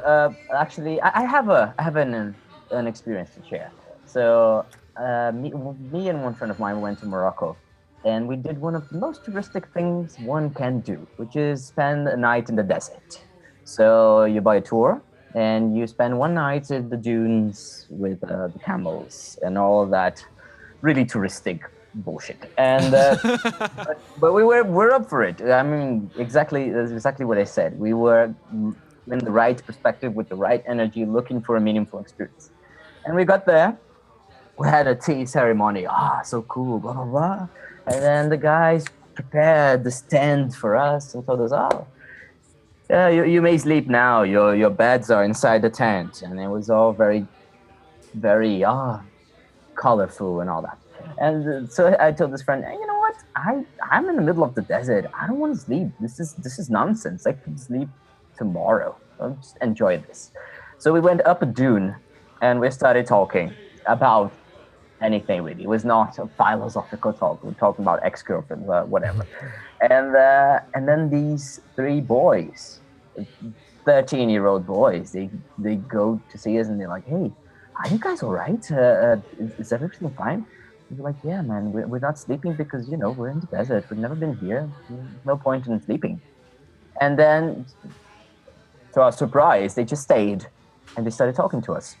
And it was one of the most interesting conversations I've ever had because they had a point of view that still now it's unimaginable. Their dream was to have 7 camels and cross the Sahara. And that's not an exaggeration. That's not irony. They were talking about their dreams. And yeah, my dad, he has 6 camels. He did the trip 4 times and blah, blah, blah. And they were talking about the girls. Oh, these girls, they're skinny. They would die in the desert. And then I looked at my friend like, yes, they would. I would definitely die. So yeah. It's not really about, of course, the country and the architecture and the art. It's marvelous, but it's the people you stumble upon. This is the most important part, in my humble opinion. I've had similar experiences in a number of different countries, and I concur with your observations and what you encourage people to do because that's really. It's real. I really enjoy hearing people talk about that because, people's perspectives are so amazingly different and what they care about. While we were at VidCon, it was very encouraging to meet people like you, Joriam, and Mircea, as well as our friends from London, and there were a couple of people from the Netherlands, and Aaron had a different perspective, but it was very similar in the case that there were quite a few people there who fit a unfortunate stereotypical mold of YouTuber. And we got to meet them and we talked about their media and it was great. We had lots to talk about. But at the end of the day, it was a very different type of conversation because they were there and we were talking YouTube. We were talking what their vlog is, the fashion. But sitting down with the group that ended up at the bar at the end of after VidCon was over, those same YouTubers were not there. They were off editing their videos and, doing their thing. And that wasn't bad per se, but those kind of people, the humility and the eagerness to have those kind of conversations was evident in the people that we met in those couple of days. And there was a certain hysteria. So, gentlemen, actually, you guys are in a bar, but I am in Germany, which means that I'm drinking more beer than you are. They don't drink very much. I'm not drinking as much. Yeah, they don't. don't. Have to excuse me because I need to use the toilet. But I will invite you. Actually, if you're gonna stay live, I will invite you to talk a little about what's happening over there because I think the Nikki de Mayo it's an amazing thing, and I'm happy to hear this exists. So would you guys give me 1 minute? Yeah, fantastic. Well, and one thing we'll we'll be back. No, Make sure you cut that UV light on. Yeah. Tex is over here chatting again. He said, I think the key to avoid tourist destinations is to try to go out among the locals wherever you find I yourself. thought you were going to read the last part. No. Wherever you try and find yourself, I've learned far more from locals away from tourist-based areas than taking tours or researching Right. on paper. Yeah, it's so true. One of the fun things about going to VidCon was there were quite a few native Dutch YouTubers there. So being there, we were able to go around and do stuff. It's like, hey, we should go down the street. There's this place that we've loved to visit whenever we're here in Amsterdam, and it was great. And then Dylan and I, on our last day, I'll probably wait till Jorium's to tell it, but we went to a record store and just walked around and took some time to look around, and it was great. I bet Dylan hated that. Oh yeah, he's hated going to the record. He loves records. Record stores are cool. No, yeah. Record stores, old-fashioned bookstores. Finally, it seems that Nicky DeMaio has brought itself back into the Horny Toad because the ride's over. It was really dead earlier. Yeah, I think their ride lasted about an hour, so all the bikers are back, and there's festivities kicking off right about now outside. I have a schedule for Nicky DeMaio. Uh-oh. A little bit of one here. It looks like. We already had 1 breakfast. Activities start right about now. Yeah. And cool. the goat roping, it's a cornhole tournament. Yep. And vendors. There's a glass blower. His name's Michael Pearl. And of course, music. There's a card game, and there's auction items. You can buy things from. They're going to auction some things off. Yeah. Cool. So Jorium, I was reading a comment from Tex, the same guy who was he's retired from the military. He was talking about he thinks that in his travels the key is to avoid tourist destinations, find yourself some locals, and try and find places that they really would prefer you see of their city. And we got a chance to do that a little bit because a lot of the YouTubers there were from the Netherlands. From the Netherlands, yeah. And the last day that we were there, after the night after we had gone out with all the YouTubers, we went to the Van Gogh Museum. Of course, that's kind of a touristy thing. But then afterwards, we took our afternoon and just kind of walked around and we went to a record store and talked with the owner of the record store. I bought an LP. No, I'm sorry, a EP. What do you call it? An EP? No, it's short. 45. I bought a 45. Yeah. I bought a 45 of a Netherlands old funk blues band that is fantastic. Funk blues from the Netherlands. But it was a really cool experience because we bet it were was. walking down streets under construction, walking down local shops, visiting places and looking around, and it was cool because it was just a cool experience to see the behind the scenes. Not we didn't do that much touristy stuff. And another thing that we usually like to do when we take people overseas is go into the supermarket.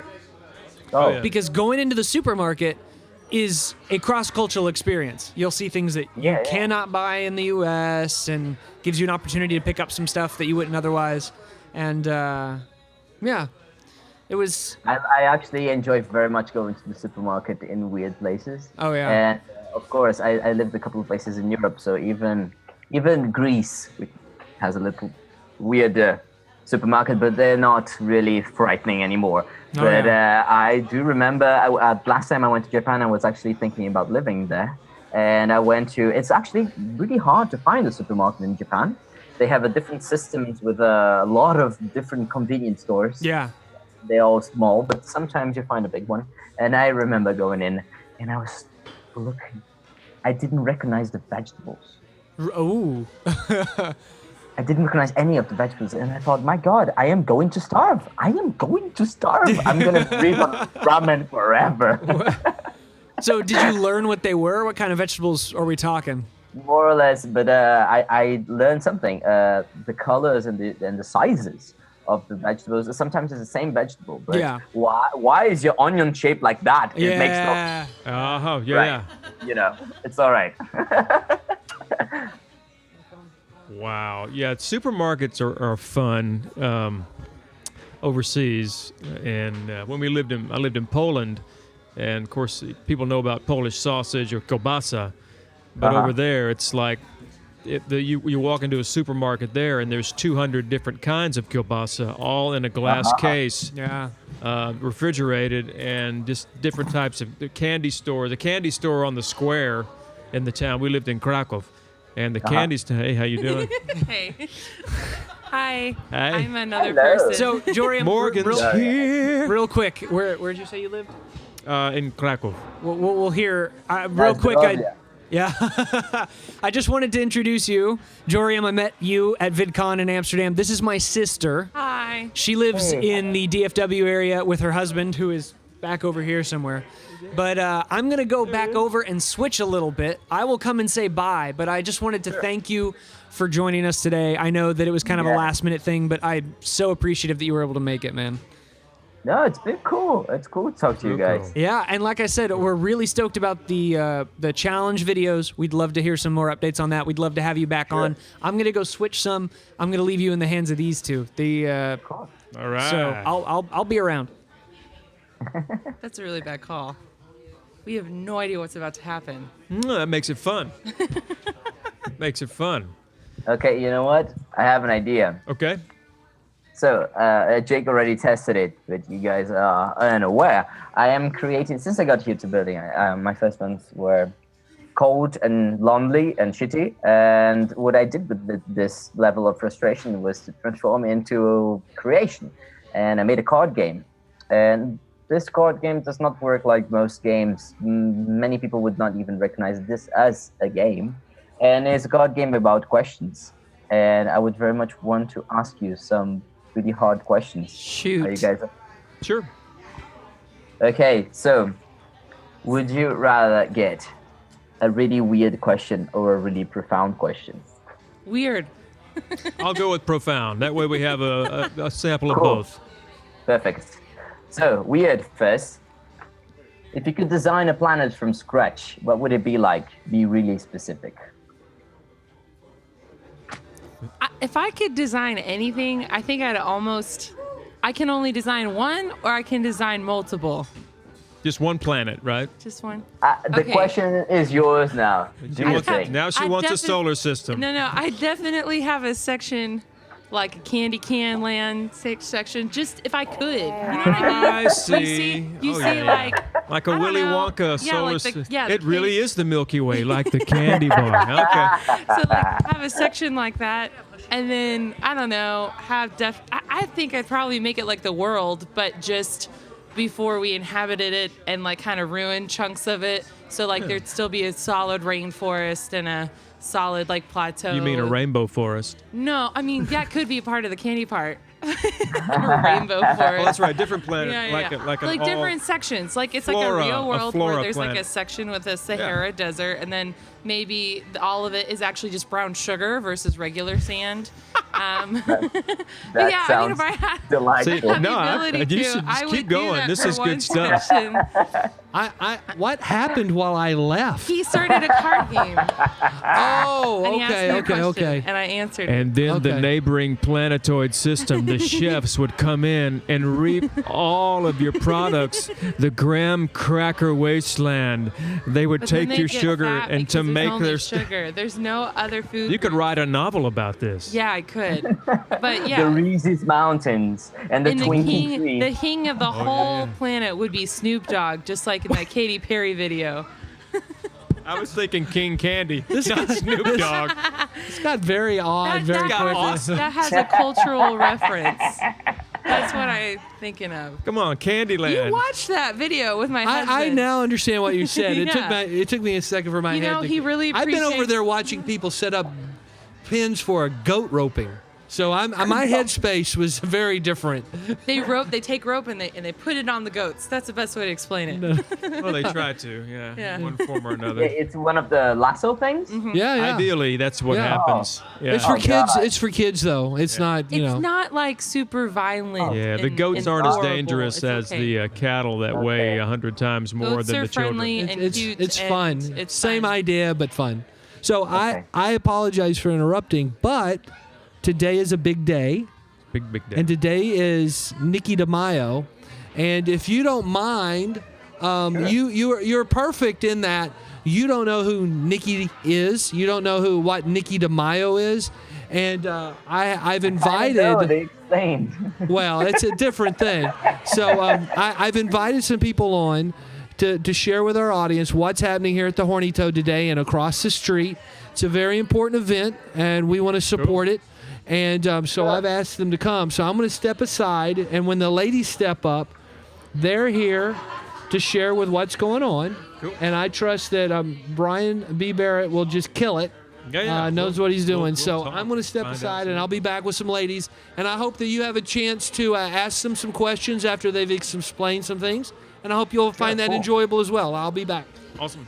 Can we keep playing your game after they share? Okay.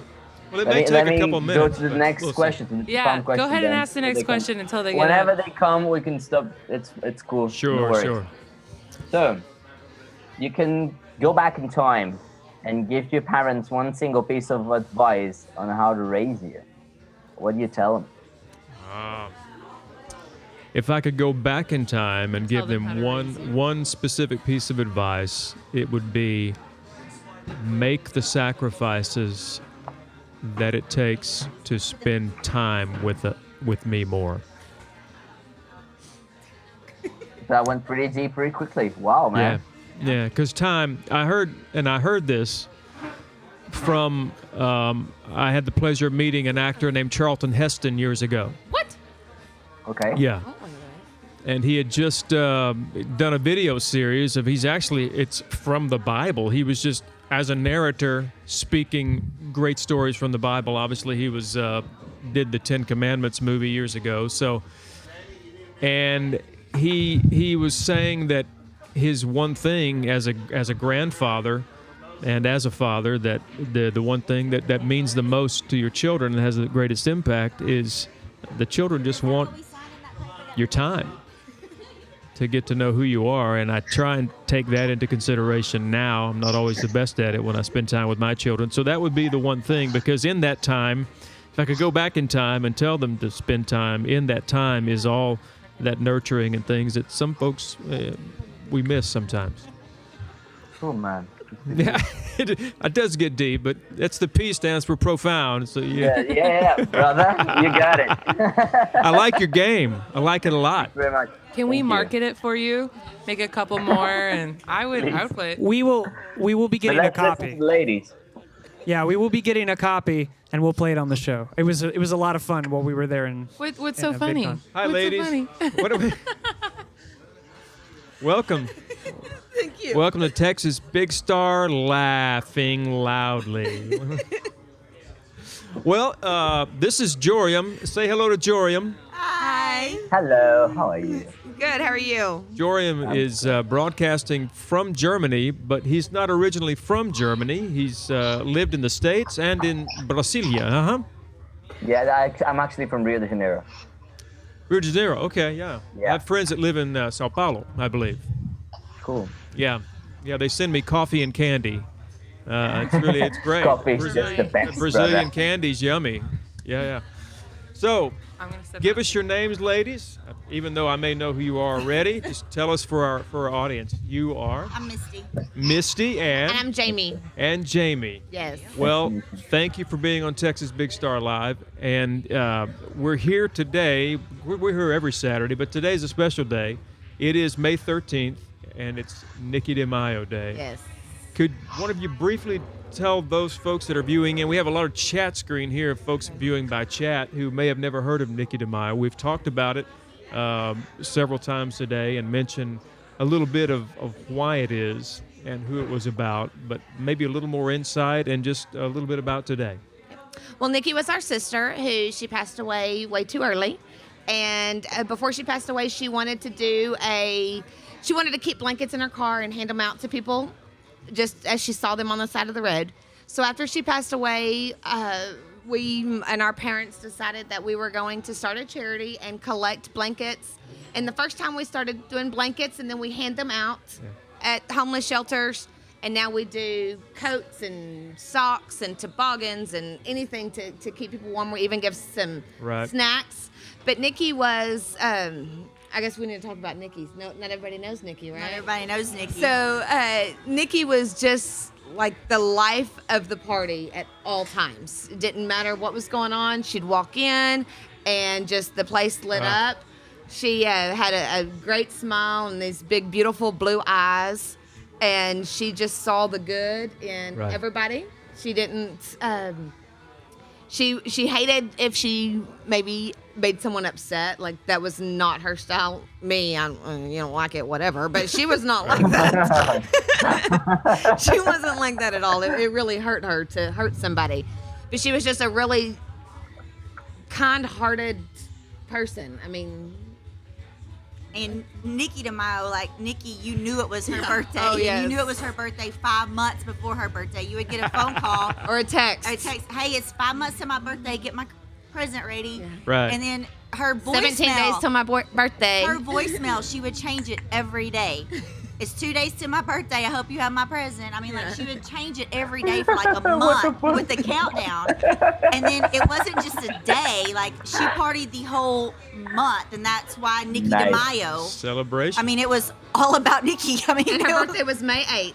And so it was so close to Cinco de Mayo that she decided that it was going to be Nikki DeMaio. And like Misty said, she celebrated the whole month. So did she say now it's Nikki DeMaio? Oh, yes. That's her idea. She named it. They would go out to great. the lake, and they would go That's out to Lake great. Travis and tie up all their boats, and they Sure. would just have a big party out there, and then they'd always end up at Carlos and Charlie's because she loved that. And seriously, they would either karaoke the night before and then go to the lake. And it was Nikki DeMaio, and I actually got to go to her Nikki DeMaio in Austin. It was her last one that she was at, and it was a lot of fun. We had a lot of fun. Well, I know that there's. I set up. I was outside earlier setting up, and just all the bikes lined up down the street, and there was a couple of course, three-wheel. There might have been a reverse trike too, but some cars, and sounds like they just got back probably half an hour ago from the ride. The bikers did, and everybody's so nice.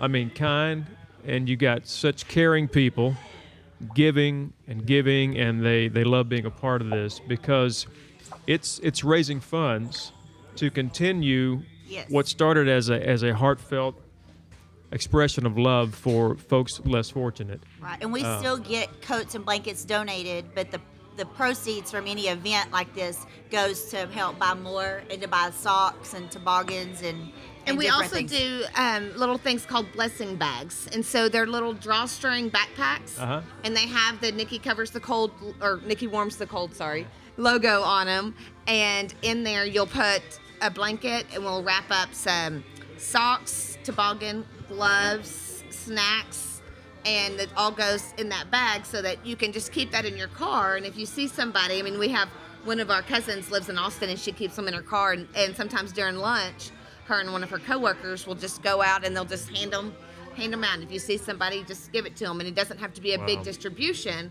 that we're giving this out. It's just something small that gives them a little something. And the one thing I like to think about with the Nikki Warms the Cold is Nikki gave the best hugs. Like, she hugged with her whole being. I mean, she just gave really awesome hugs. And we don't get those anymore. But what I'm hoping is with the blankets that we give, someone gets to wrap up in that and feel a little bit of her love and her hug. I mean, it's just, and there's many times that we get sad, but then we'll turn around and laugh because she was like as if she was sitting right here. Like, yeah, we'll talk just about make her. fun And of we're her. like, okay, Miss Nikki, good job, or But she was a very kind-hearted, just sweet girl. Just gone way too soon. Well, and I would have to concur. Having never met her, I'm just sensing, and I have since we've been here for 9 months now, sensing at all the events, and her name comes up, and I know Owen and Sandy, they still collect and distribute. All you guys Yes. collect and distribute clothing and blankets. In the dead of winter, when it's pouring down freezing rain, she had an impact that is way beyond it's like a seed that's still growing, a giant tree that's providing shade and comfort for the things around it, and you can sense that, and the community here is like a family, and she's a big part of why She that is. is. And our shirts, it doesn't stand for anything bad, I promise. That's her motto. Her favorite saying. Yes, having fun It's is kind of fun. hard to read. Can you read it for me? Okay, it's having fun is fun. Having fun is That's fun. That's Oh what yeah, she lived we for. heard that earlier in the show. Yes, Yeah. yes. Nobody can argue that. Yes, I mean, have you ever not had fun having fun? Usually when you have fun, it's kind of fun. Yeah. Yeah. And that's the best part of it. And so she, that was her motto. That and yo. I'd want to choke her. And so today is a day of fun. We've got goat roping going on. We've got live auctions that people have donated all kinds of different things to. I mean, silent auction, not a live Silent auction, yes. We've got live music. Did I say goat roping? Yes. We And have then- cornhole tournaments. Washer and washer tournament. tournaments. Jurium, are you familiar with cornhole? I am not. What? It's a beanbag toss. Help me, somebody help me now. Is there an equivalent to? It's like have you ever done a beanbag toss into the piece of wood? Like there's a hole in the wood. Man, you're talking nonsense to me. Hey, what's the So you'll have to Google what's it. the game? Is it bocce where they throw the ball? It's and not it land- like that. Well, it's I'm Not like that. Hey, listen, I'm building bridges here. Well, it's kind of like washers, but it's just, it would be, do you know what washers is? Have you ever seen or played washers? That's Oh, probably Horseshoes? that's Horseshoes. that's another one that's very Texan. Horseshoes. Washers, yeah. Horseshoes where you throw a horseshoe and try and basically. Oh, there's a thingy, and you gotta fit in the like a The stake, the spike, yeah, the yeah, and then you ring gotta it does yeah, that. okay, yeah. Take that I've same seen it in concept. films. Yeah. Right. It's same kind of concept, except it's a piece of wood, kind of like the Okay. size of, well, a little bit smaller than this table, but it has a hole in it and it's Okay. angled, and so you throw a beanbag and try and hope get it it in the goes in hole. the hole. Yeah. Okay, And you try and ring as many of those as you can. fair enough. It's a simple game, but really It's actually beans or corn because it's called corn something. So it's called Well, the cornhole. bags are, some of them do have corn in it, but you really want to get the ones with PVC because they last better. They last longer. I mean, we call it cornhole because polyvinyl chloride hole. Let me, come on, marketing. Hi, I'm going to play polyvinyl chloride hole. No, you're not getting near me with whatever you said. So cornhole is a lot kinder. So the washers game has a hole in the ground, and you Okay. throw a washer, like the you know what a washer is? Not a washing machine, like a but like the not a little washer. A metal donut metal ring. that goes. Okay. Okay. So you Construction. take the washer and you throw it into a hole in the ground. okay. So, and it's the same concept of horseshoes. You just gotta either you Yeah. get it in there or you get it leaning or like on the hole or in the grass area, whatever. Okay. Yeah. Cool. He's, I mean, it seems more doable than the actual horseshoe because the horseshoe seems hard as hell. Yes. Horseshoes can be difficult. Horseshoes are much heavier. These are lighter objects that can be thrown further distances and with a little more ease and accuracy, aiming. And that there's type not of as thing. many injuries when you get mad at your opponent and throw them at it. Yeah. You know, if you throw a horseshoe, you may hurt somebody, Oh, it's but like a a washer. competition. It's not like a win or lose game. I'm very curious. Oh no, now. it is a win or lose Yeah, oh, game. Oh, it's everything's very a win or lose competitive. game. There's Everything. We don't play for fun around here. there's big competitions with money involved many times. Yeah. But I thought it was like man against really small hole and not really man against man. That's my question. Oh, kind of Oh like golf. yes, it's man against man. Yeah. You have Okay. a partner, so you throw back. And Yeah, forth. there's a Okay. target at either end, and so this person stands here and throws to this target, and this person stands here and throws to that target. Okay. Yeah. You Americans really love to, Compete. own somebody in competition, right? Yes, Competitive. yes. So we have all that going on today, and we've got some vendors set up. Actually, did you see the thing over there when He's making like Yeah. Okay, what was he get that? making, ladies? Spaghetti? Very curious I don't as well. really know. It's like a he has like a pin on a piece of wood, and it goes back and Called it forth. something, and he's got weights on it, and it draws a Like picture. It almost looks like a. What was those called? A spirograph?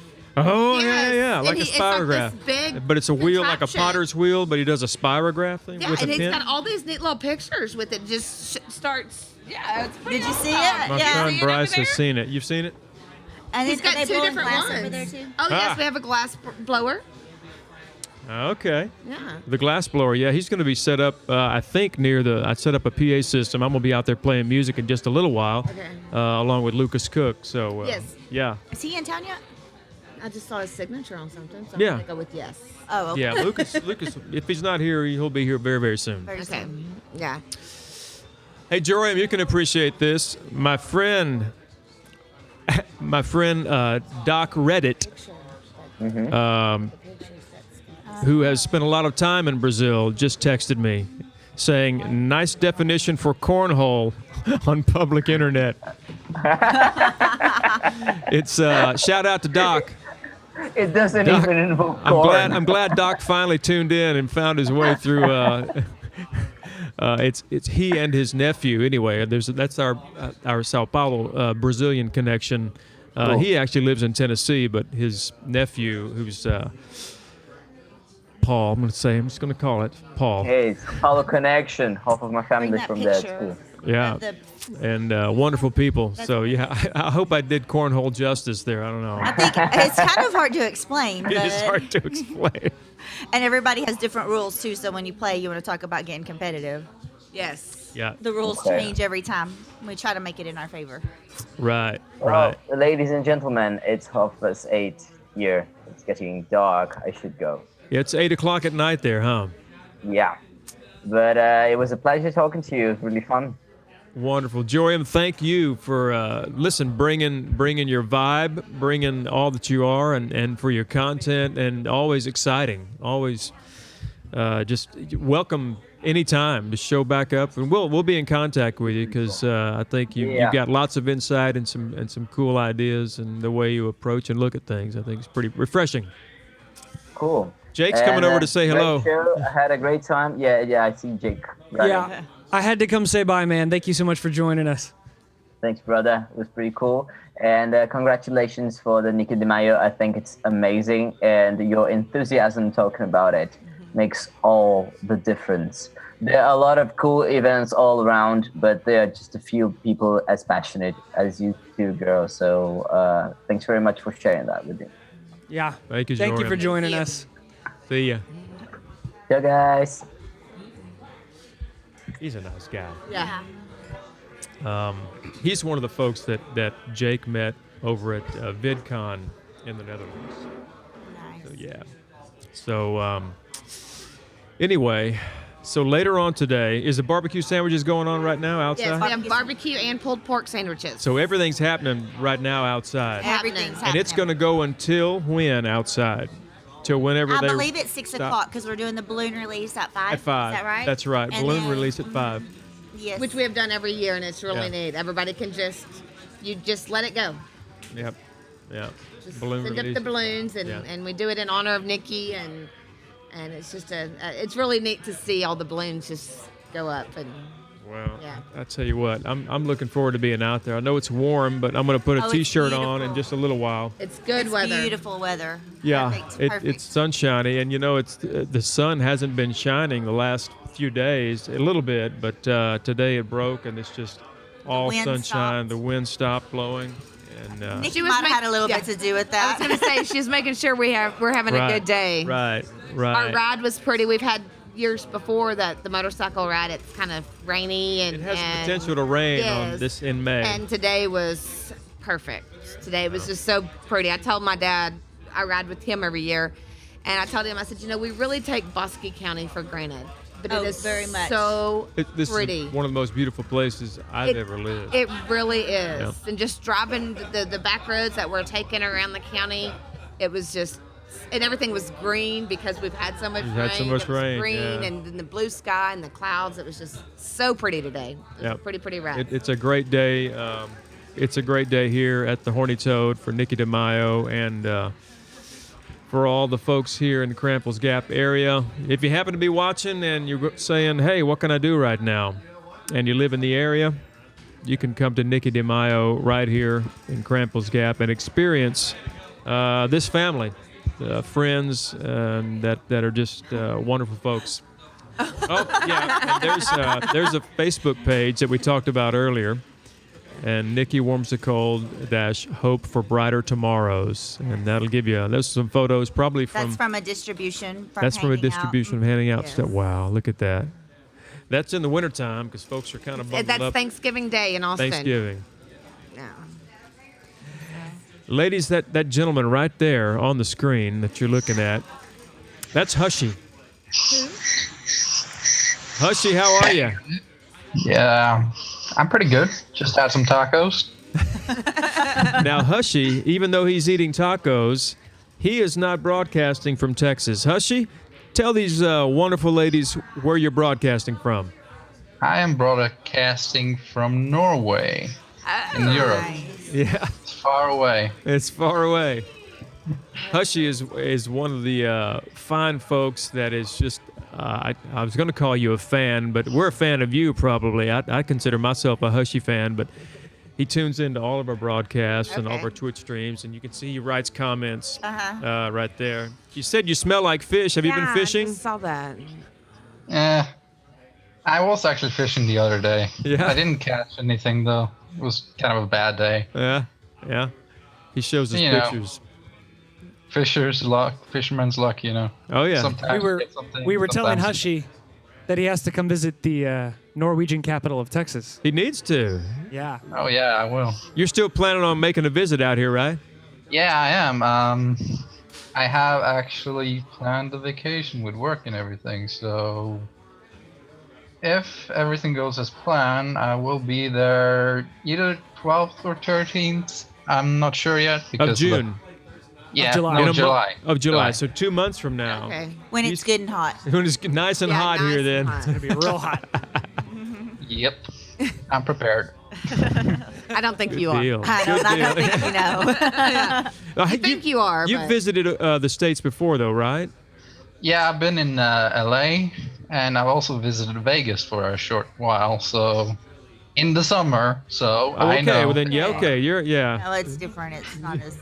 I've lived out in Vegas, and it's a different kind It of is heat. it is a different hot. Very different. Different hot, yeah. I remember the first time I went to, I hung out in Arizona. There's a friend of mine there in Chandler, Arizona. And he's saying, well, Brian, it gets pretty hot out here. It's July. I said, man, it's hot in Tennessee. We have a lot of humidity. He goes, we don't have humidity. I said, oh, that's great. He said, but the sun gets hot. And then we live, and it gets really cold at night, kind of in the desert area where we're at. I said, no big deal. So I'm riding around in his car, and I'm looking out, the sun is shining, and I'm noticing we're on the freeway, and they've painted the sides of the freeway green because there's no grass, but they paint the gravel green to make it look like Make it look like simulated it's grass. terrain. And there's plastic palm trees. He goes, yeah, nothing grows on the side of the road, but we do our best to make it look pretty. And so I rolled down the window. I said, man, it's really not that hot out here. And I put my arm out, and then the sun hit it. And I went, that's burning my skin immediately. I went, you got to be kidding me. He goes, I'm not kidding. He goes, I know you're not kidding. There's no humidity, and it feels good until you step into the sun. Well, we have cousins that live in Tucson. Oh, yeah. And we're always telling them when they come to Texas, they're like, it's hot, but they can't handle our heat because of the humidity. It's different humidity. So yeah. when they come, it's much cooler. And one year they were here, and we were actually having a really mild weather, and they were, oh my gosh, it's so hot. And I said, this is great, guys. This is great, This is yeah. awesome. And they Yeah. said, no, this humidity, and it It's gets just them coming here. Yeah, if you can learn to work with both of them, you're good. Hushy, what's the weather like there now? Right now, it's actually been a pretty sunny day. He's It's checking. been, well, it's not that hot because it's Norway again.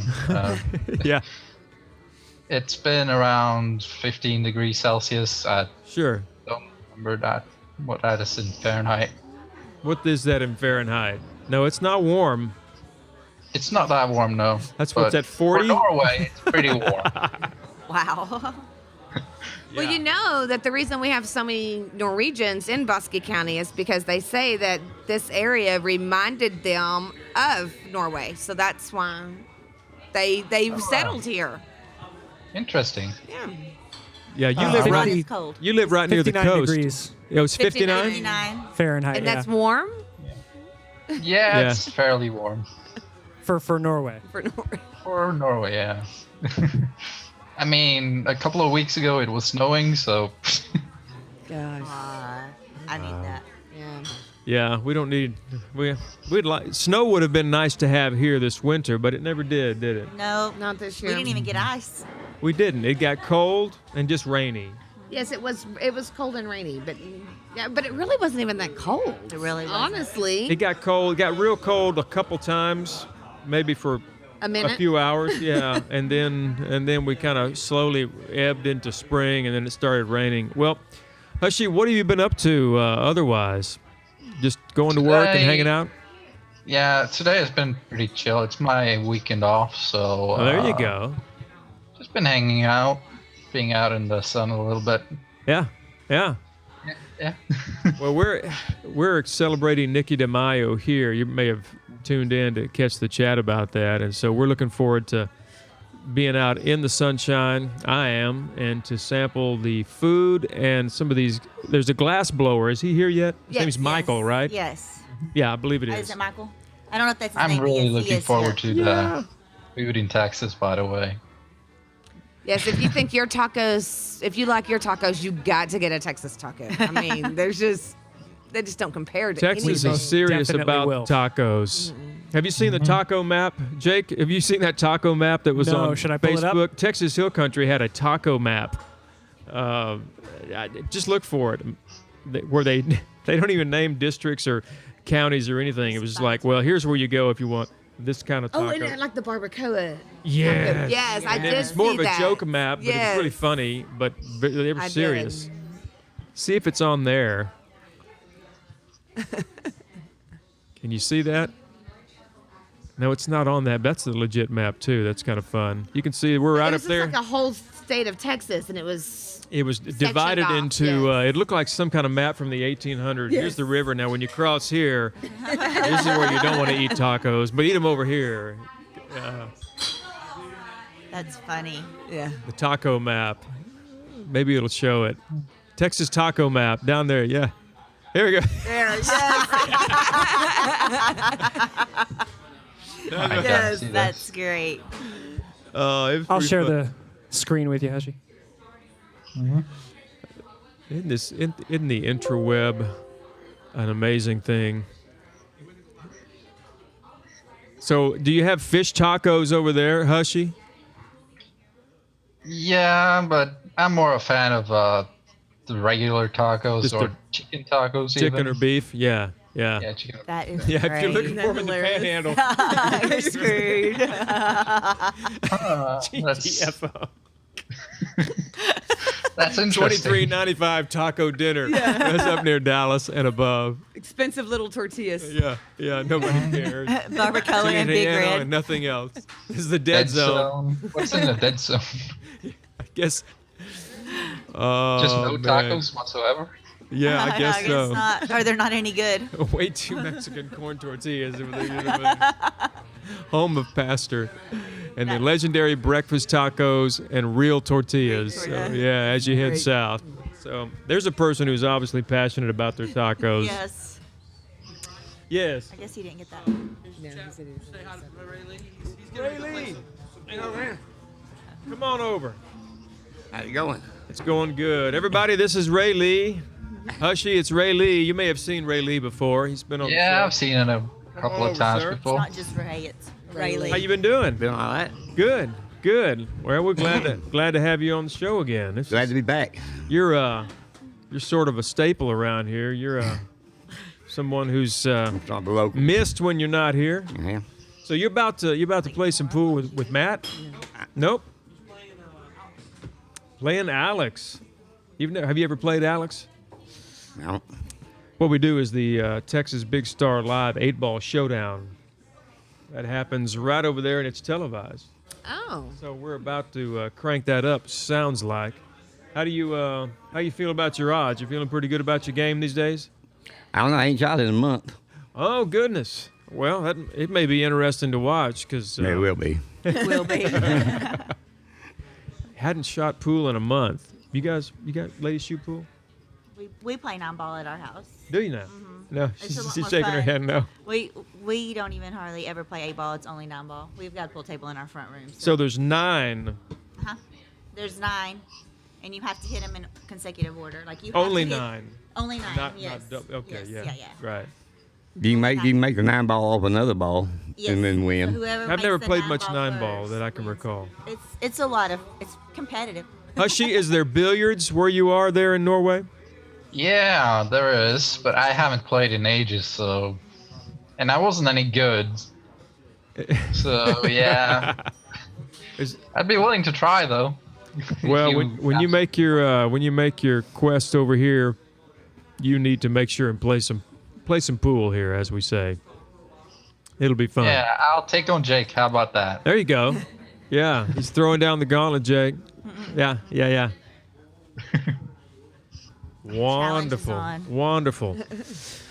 Well, Rayleigh, if you haven't played in a month, then this could be an interesting game for you. This. Did you think Alex is any good? I don't know. I haven't I've seen him only play. known him for a little while, but I haven't seen him play. I don't know that he plays pool. Does he play pool much? Alex, you play pool very much? No? That looks like I'll a be shark real face. interested. Yeah, he's gonna run the table. Yeah. See y'all in a little bit. All right. He's going to kick off the tournament. Rayleigh and I gotta go Alex. that goat open. Yeah, oh, you're going to go roping. Yeah. Wonderful. I'll probably see you out there then. Now that's an interesting thing. Have you ever seen a goat roping? I don't know that years ago at a rodeo, I may have seen that part of the children's format during the afternoon, but it's been a while since I've seen a goat roping. They're big kids out there going to be roping So today. just Yes, they're grown-ups trying to yes. rope goats. Yes, it's quite entertaining. Woo! Well, yeah, I need to definitely see that. And the glass blowing and tacos, whatever's out And that there. little spirograph thing. The It's pretty cool. spirograph Yes. thing. We're trying to get a picture. Oh, we're going for the break. Oh, look, we got it. Going to try and Oh, catch look. the break. See, look. You're right. Yeah. Oh, yeah. See these? Let me see what. This is the spirograph they're talking about. There's the. It's hard to see it. There we is the go. glare because of that sheet protection? I don't know. There we go. Yeah, it's really. It the, is the hard to contraption see. is Yeah. really neat out there. It's the fine details of. If I can somehow. I can't I really can see actually the see it on as screen. far as we can Up the zoom. wall We'll go on this way with this camera. See if Here's Alex with the break, and boom! What happens is nothing drops, and he leaves. Wait, maybe, you're maybe, right. maybe. You're right. Nope. Leaves Rayleigh an open table with lots of choices to choose from. It's funny the way choices make you choose. I was trying to take the glare off of it. Oh, I see. I don't know. Were you able to get that with the glare off of it? Still, you just Oh, there's one can't on the back, do it. too. Ooh, that was nice. Yeah, I mean, Yeah, it's pretty the whole crazy. thing is neat. They have I'd like to honey see there that as contraption. Ooh, honey. well. Yes, fresh honey, and then she's got whipped cinnamon honey, lemon honey. Honey butter and all that stuff. Oh, Oh, yes, yeah. it's good. I've never heard of lemon honey. Yes, she's got some lemon honey. So over you there. can do that Wouldn't that for kinda your be like a hot toddies and toddy? stuff and not have, you just forego. Why don't you just put all the ingredients in one and just squirt it just in add there? the whiskey. That's what you Mix gotta it in. do. ready made. Well, ladies, thank you for being here and sharing with us. Not just about Nikki, but about what her life is still doing in the lives of others, and that She has left a legacy. she has. She has. This will go on. It doesn't just shut down at 6. Everybody will make their way over here, and we do have cards. Was that Nikki or Mom that started calling them the cool kid cards? Oh, that was you. So basically, it's a deck of cards, and you pay $20 for a card, and then you have a chance to win 5 different prizes. I think there's actually 6. Is there 6? There's quite a few prizes. So $20, and you could win. There's a TV. We have a TV. There's Rangers games. Is it a flat screen TV? Oh, Yes. yeah. Oh, flat screen TV. Not all they For have anymore. $20. What's that? Yeah, must sounds like hey. And there's only 52 chances, so you just My goodness. So the odds are not that bad, really. Oh, I thought Okay. you were going to spit it out, and I was really going to be impressed. No, I'm One not. in I'm not 52. thinking. Math was not my strong point.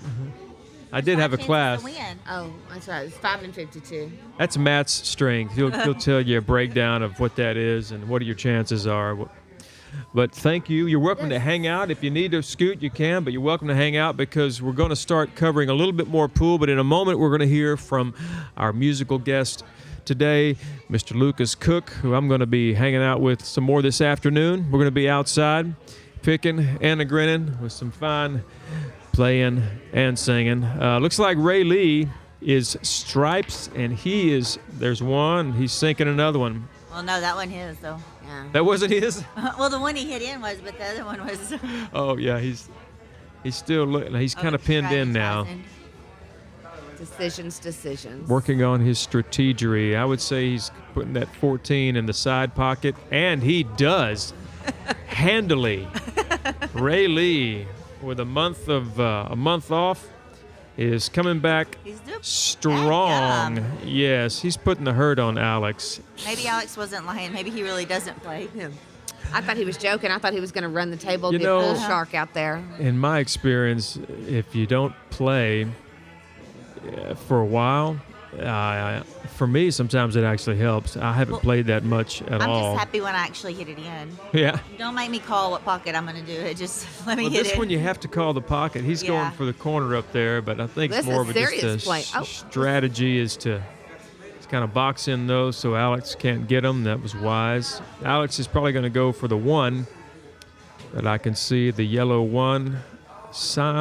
Yeah, he's looking at maybe hitting the 5. Yep, he's going for the one in the far corner. Oh, nope. Yes, he is. And he is successful. You know what? He's done this before. Yeah, I Because think- that particular yeah. shot, that out in the open range, as I say, finding the angle, he's hoping to squeeze that 5 into the corner. And, misses it. That's how I shoot pool. That's how there. you- That's what happens when I'm playing. You don't want to hurt the balls. So you Yes, just kind of you don't yes. want to see any violence when they're hitting each other. Ray Lee's, can he squeeze that by the 5? He does. He did it. You know, these guys got the angles going on today. Ray Lee again looking for what can he produce from all the stuff on the table.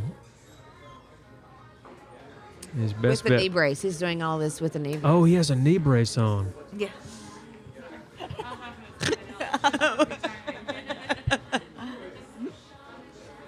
Wow. So Alex is up. I'm not going to count Alex out because he has a very good eye. And right now, he has more to choose from on the table. So he's going for that. I believe that's the 6 or the 5. I can't tell from the camera. The 6.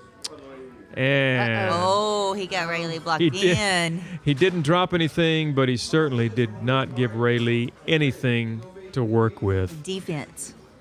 Rayleigh's just going to try and get the ball out of there, maybe tap the 14 on his way out on a bank shot, and shove the rest of those out of the way. And look at that. Wow, he almost wow. dropped that. But he left Alex a clean shot to the 7, I believe it is. Alex is, you know what? He's hanging in there. Don't count him out yet. Looks like Alex is going for what we call a B&H, a bang and hope maneuver. And that would have worked had it Left worked. Ray wide open. Ray Lee eyeballing that for the side pocket, puts it in, leaves himself some room, scoots the 8 ball out of the way. Oh, not quite enough, but I bet he's going to go for a bank shot and try and skirt that 14 right into the side. Can he do it without disrupting the 8 ball? Sure That was did. a safe shot. He got it out of there. Once again, leaves Alex all those solids to choose from. We could just do this. I know, right?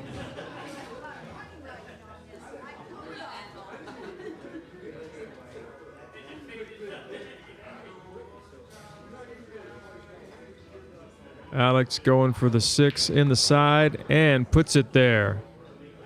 Positions himself right next be honest to with the you? 7. You can. Sure, don't As lie to me. entertaining as this is, watching this when I could turn around, I would like to go get a drink because I'm a little thirsty. Oh, Is that listen, okay? this is Texas Big Star Live. Okay. Oh! And I think he just scratched. This is Texas Big Star Live, and you are more than welcome to get up and move around the cabin. Are you done? Before Well, landing? I'm just thirsty. No, it's all. Parched. No, I didn't mean to capture you guys No, for the I'm whole just time. kidding. No, we're just kidding. We're We good. wanted. I'm glad you were hanging out, but you know. Yeah, get yourself. See, now we need to go join in the Yeah, festivities. go do that. join the Oh, yeah, festivities please do. Okay. Most definitely. So I heard the yeah. goat roping's supposed to be like at 2:30, something like I that. think so. Pretty soon. Is it time? I may Oh, try I to. gotta go get the checkbook. My husband informed me that I need a check because I'm entering the goat roping. All right. Okay, Rudy. Ladies, Okay. thank you. Thank you very much. He told me he you. was. Thank y'all. Have yourself a fine time. I'll see you out there soon.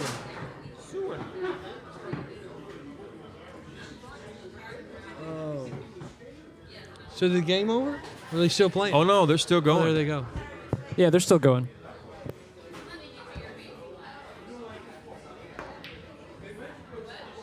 The 5. That 8 ball is wedged in there, so Ray Lee You may have can't. to He go has ahead. to dig to get that thing out, and the 3 ball is going to be the price that he pays for that. Looks like. There you go. Oh, Alex oh. better run it. Yep. Ray Lee has done this before, and Alex is saying nice things about his situation now.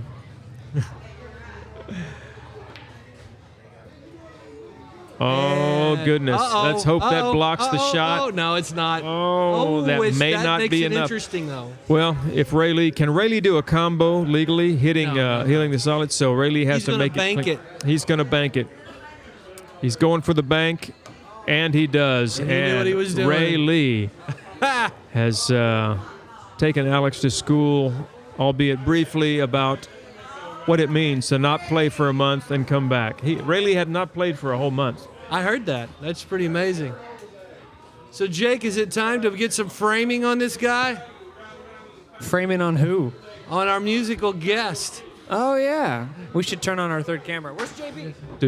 Yeah. Style JB. Ray Lee. Ray Lee, congratulations, sir. Are you ready? They got those Congratulations. Hadn't Hey, played man. for a month, I hadn't. and you You made a couple you of did shots. quite that- well. Yeah, you made a couple of shots that were pretty good shots. You had a good. You were on the angles. You were making some good angle shots that are hard to make. Yeah. Out there, Worked out that way. He's like, out yeah. there in the open. Some of the, people talking about those ones that are in the middle of the table, and you're like, you can go anywhere. Those are hard to do for me Are you okay, Alex? with no line of sight. Alex is okay. Hey, Vance. Yeah, he's done this before. You have to play a little bit later?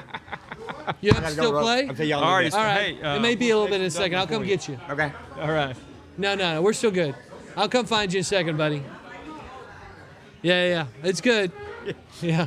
You think that's a fair statement? Yeah, yeah. It looks like yeah. He's ready for a Jimmy Buffett concert any second now. So, I don't see that anybody else is joining us right now. So, I'm going to do like a little loop-de-doo, and I'm going to get over there.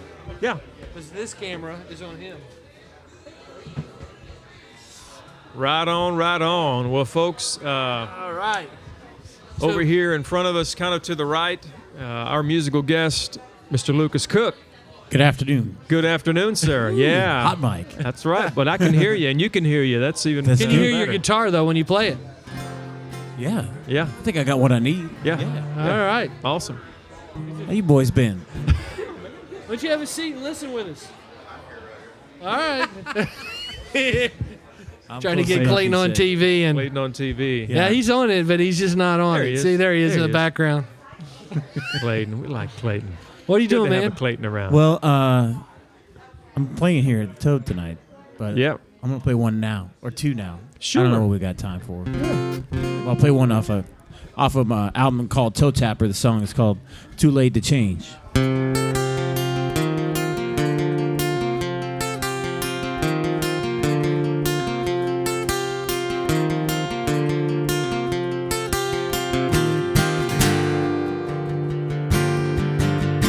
I'm fine back the tears of 100 years and a lifelong story about a heart without a home.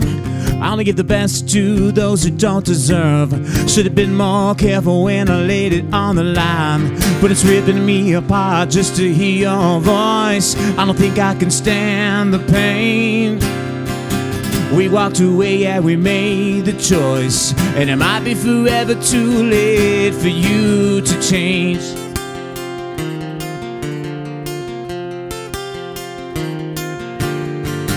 There's no doubt I gave good love, and we were keeping the neighbors awake. I wanted love, guess I had it coming. Stumbled hard and fast coming out of the gate. I was down on my knees Sunday morning at church, thanking Lord for bringing her to me. But I saw the light in your lying eyes, and it might be forever too late for you to change.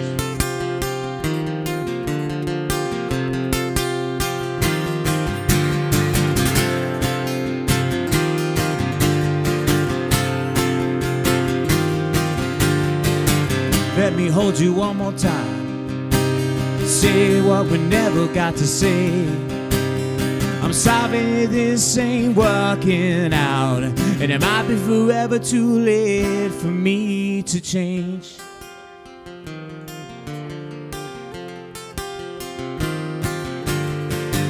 We had it all in the palm of our hands, and love can fool the wisest of man. I got a dream and it's bound to come true, and I'm sorry it's already too late for you to change.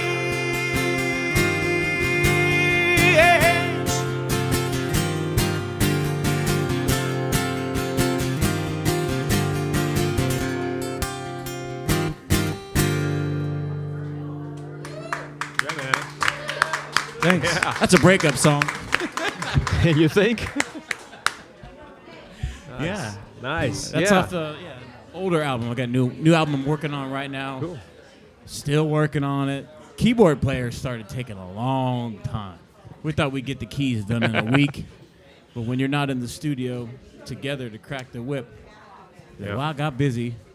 You know, Happens. Ray calls, and she was gonna bring me a pot of chili, and I forgot I was supposed to record your album. I haven't heard that one. Have you heard that one? You know, I haven't heard that one. That's almost as good as I'm in jail, can't make the session. Yeah.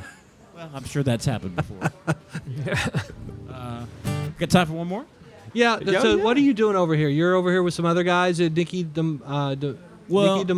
There's some music going on over there. Music all afternoon, as Right. far as I know. Yeah. Right. And I think it's just kind of an open. Yeah. Bring a guitar, get up there and sing, and if if you're not good, we got a hook on the side of the stage and just pull you off. We got Clayton. Yeah. I'm sure there's firearms around. Gotta here keep an eye somewhere on if we need- Right.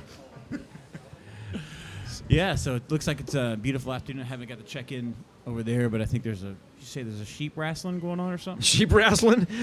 Goat roping. Goat roping. Wait a minute. Hang on. Wait a minute. Sheep wrestling There's could be money pretty involved. cool. Yeah, that's an interesting idea. Sheep wrestling. Somebody Have might you get heard hurt. that before, or did you just make that up? No, it's all on the fly right now. Oh, Just all off right. the cuff. There you go, Yeah. man. Yeah. There you go. Low blood sugar. I'm waiting for that. Did you- that bitch witch? Did you say? That's a sandwich, everybody. Sorry, waiting for a hamburger. Did you say that you have a project coming out soon, or did you? Soon, yeah. Did you already talk about it, or A little bit. just Okay, I briefly missed it. did. I have an album, a 6-track EP that's pretty much done. I was listening to some mixes on the way up, actually. Got a few things to do, but we're hoping we can release in June. It'll be Nice. called Long Road is the name of the album. And got some older tunes that we've been playing live for a long time that never really put out. And now we'll get these out and then focus on all new stuff. That's fantastic, yeah. man. And maybe a music video soon, too. Oh, that'd be good. Yeah. Before you start that, I want to point out something. We have some guys that have donated some money online today on Twitch. Hey. Some of our viewers that have been with us and very, very loyal supporters, including the gentleman that's on the video chat right now. So, Yeah. Cool. Hushy, thank you very much, Hushy man. and Tex. They- Thank you guys. Basically, a little There's Hushy tipping right system there. on Twitch, and yeah, we really appreciate that. That's It's- awesome. Yeah, it's pretty cool. Did I do So, that? no, I think it came in before you sat down. I'm Oh. sorry. But sorry. It's like Nope, only 1 minute ago. Oh my gosh! It was because of. I was wrong. I'm pretty sure that. I think they that all donated came in. earlier. Yeah. They donated earlier, and then they donated again because of you. Or I'm gonna maybe- take all of it. Yeah, Even earlier yeah, when I yeah. wasn't here. Yeah, that's I'm gonna awesome. take credit for that too. Have you been That's on cool. Twitch? Do you have a Twitch channel? Do you ever No, Twitch? you have it on app. You got it on the phone too. Yeah, I think you. Yeah, you can I do it need to on that. download it. I Yeah, meant but- to check it out last time I was here. Yeah, it's free. Yeah. And so you get on there and you play your songs, and people tip you. Where have y'all been? Really, I mean, do I have to even what leave will the the house? tour bus industry do now? I don't know what they're doing now as is. How they're making it. Ouch! it's getting dark. Speaking Why don't you of better tour sing a song? buses, this old boy used to tour around Texas. You ever heard of John Vandiver? Name sounds familiar, yeah. but He's got some great tunes, and he redid some Bob Dylan, and he's got some really great stuff out there. He passed away some years back, but man, what an amazing artist! And I'm pretty sure he wrote this next song I'm going to play. I need to confirm. I've met his daughter. I'm pretty sure that he wrote this one. It's a ode to chicken fried steak. all right. It's called Chicken Fried Steak. So we'll give it a shot and see what you Very think. good.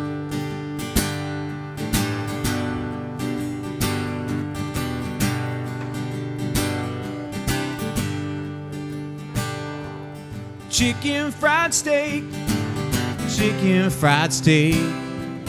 Oh Lord, how I ache for a chicken fried steak. Crunchy as a boot hill floating on a lake. A pasty white gravy, it's chicken fried steak.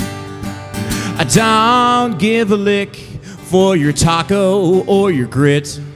I don't give a dang for your sugar-cured ham. Sauerkraut and wieners, I'd sooner eat snake. Oh, Lord, mama, give me chicken fried steak. Cold pig knuckles might make me chuckle. Warm menudo make me say something crudo. Forget linguine, fettuccine.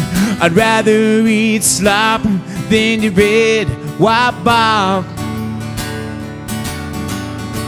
Steak chicken fried, steak chicken fried. Make my mouth feel like I went to heaven and died. I fed a sirloin to St. Peter, and he wept and he cried. You know what he said? What do you say? He said, I ain't gonna eat it unless it's chicken fried.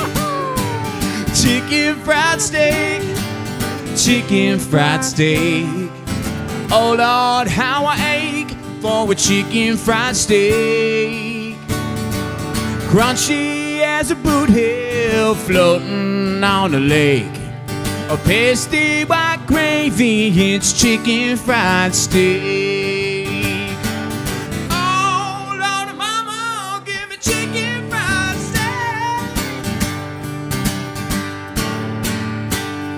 steak. Chicken fried steak, Tony. John Vanderbilt. Thank y'all for having me out. So I got to tell you, I lived with a guy, another American, in Spain for a year. Right before we were leaving, come back to the States, we were on this boat in the Mediterranean talking about our year, and I was like, dude, what do you miss the most? And he looked at me and I looked at him. We said chicken fried steak at the exact same time. Let me ask you a personal question. Do you have corn and mashed potatoes and gravy with your chicken fried steak? Mashed potatoes? But not corn. It's common, but I like green beans Green instead. beans is. What do you do? Where are you going with this? I got a question. I want to know. What? When I have mashed potatoes and gravy and there's corn on the side, I put the corn on top of the potatoes and then I put the gravy on top of that. It makes it easier to eat it because you got to dig. Yeah, it's a right. Yeah, it's like a Play-Doh kind of thing. Yeah. Hopefully they don't taste like Play-Doh. Yeah, no. Potatoes, and it's all about consolidation. It's all going kind of the same place. It's and if you can make your own kind of gravy with the mashed potatoes and the corn, and then gravy on top of that, it's just like a pudding at that point, which is yummy on chicken fried steak, which is really good. Yeah. And then if you take all of that, and then you batter that, and deep fry that and cover it in chocolate. Deep fried corn tater pudding chicken fried steak. Have you tried this before? Quattros Not with the fritas. chocolate. All right. All right, man. That's fantastic. Mr. Lucas Cook, had a great time. everybody. Thank you, guys. Fantastic, man. Thank you so much. And we'll see you some more this afternoon. We're gonna jam. Yeah, man. If you're in the vicinity and you're watching this for some strange reason, you need to come to Cranfills Gap and Yeah. get some more. If you're, If you're not more than a 24-hour plane ride away, Right. you should consider coming and hanging out. Yeah. Thank you very Thank much, you, guys. buddy. Thanks, Lucas. All right. Yes, indeed. So I think we're gonna have another game. But in the meantime, I think you had some calendar stuff you were going to go over. Yes, we and do. a couple other things. So I'm going to go see if I can scare up that do. next game, and you'll let me know when you're done. Is that cool? Indeed. Yes, sir. All right, I'll give it to you. Well, in addition to the festivities of Nikki de Mayo that's happening today, also in the Bosque area, we have a thing that a lovely calendar called BosqueAreaEvents.com, and here's some of the events that are happening around the area. In tomorrow at the building of the 10 Building Theater, the Savannah Sipping Society at the 10 Building Theater In Clifton, Texas. in Clifton. The 7th annual on Tuesday, May 16th, the 7th annual Bosque Wildflower Art Show and Sale at the Bosque Museum. In Clifton, Texas. In Clifton, Texas. That's going on Tuesday, Wednesday, and Thursday. That's from 10 a.m. to 5 p.m. Friday, May 19th, Bosque Area, what does that stand for? Rescue Kennel. That's right. Bosque Area Rescue Kennel Rummage Sale at the Clifton Civic Center. Here's my question. Uh-huh. Are they saying like you're going to rummage through the options of rescues? Or is it you're going to go buy equipment for the animals? You're going to rummage through the equipment for the animals. I don't know that the animals will be there, but if they were, they could probably give you a hint as to what they would enjoy. I Help you think it's like rummage. a garage sale. Okay. And all the funds raised Oh, gotcha. go So to it's like, benefit, okay, rummage the sale to Bosque Area benefit. Rescue Kennel. And this is all found on BosqueAreaEvents.com. And if you have an event that's coming up and you want the world to know about it, but mostly those folks in the Bosque area and surrounding areas, BosqueAreaEvents.com. Easy to go to. Add event tab, and in a few seconds you're done, and your event is shared with everybody. Make sure and do that. What else? Oh, next Saturday, May 20th, the annual Texas Steak Cook-Off and Wine Festival in Hyco is going on. That's May 20th, next Saturday. That's a kind of a big deal. It's right down the road, Hyco. Hyco's got great popcorn. They've got great popcorn. That is Billy the Kid's, according to Hyco, and I believe him. That's where Billy the Kid passed away. Yep. Right there. Moving right along. In June 17th, Saturday, June 17th, the Lucky Clover Golf Tournament, Bosque 4-H fundraiser at the Bosque Valley Golf Course. That's all day, June 17th, Saturday. And it looks like from 8 a.m. to 4:30. You're going to be benefiting your 4-H community, those young men and women involved in 4-H. It's a wonderful thing. My children are involved in 4-H. The National Championship, this is a biggie, June 24th. National Championship Barbecue Cook-Off Auction Chamber Fish Fry Dinner at Meridian Civic Center. The Chamber of Commerce, their Meridian Chamber. Championship Barbecue Cook-Off Auction Fish Fry Dinner right there. June 24th, 5 p.m. to 10 p.m. That's a biggie. Yeah, they're gonna do a fish fry, and it's Barbecue prepping and for the fish fry. I don't know if there's barbecue though. I think it's a fish fry. It's a fish and fry. And the National Barbecue for Cook-Off is hosting it for it. the barbecue cook-off is in October. Yes. So that's a biggie, and you're going to want to be there because I'm going to be there, if for no other reason, to watch me eat fish. Hushy, do you guys fry fish over in Norway, or do you eat it baked? We do both. Yeah? I'm more, what I do most is fried fish on pan fried fish. Yeah. Yeah. I'm especially fond of salmon. Yeah. That's actually my favorite dish. That is Yeah, my mom calls it salmon. My wife calls it salmon. We get rid of the L here. We say And salmon. yeah, my wife Katrina actually worked in a salmon packing plant in Alaska as a summer job to pay for her college education at Oregon State. And the reason that there's a certain time of year, but because the salmon will be spawning that time of year, and there's about only 6 hours of night where it's dark. The rest of it's daylight the entire time because the way the sun is and where Alaska is. And so they stay up till all hours, but your hours are crazy. It's a 14-hour, maybe a 16-hour schedule of work. Wow. On the salmon packing plant, on the assembly line, as it were. And she was in quality control, so a bad salmon comes out, she throws it away, that type of thing. And she was making sure. That's crazy. In a little place called Naknek, and fresh salmon is yummy, yummy. And it's not easy to get here. It's really expensive. Yeah. I know. It stinks. Do you get well, they make canned salmon. You know, there's that in the can. Not quite the same as fresh. Yeah, I get it fresh. Yeah. So jealous. What do you season it with? What kind of seasoning do you like?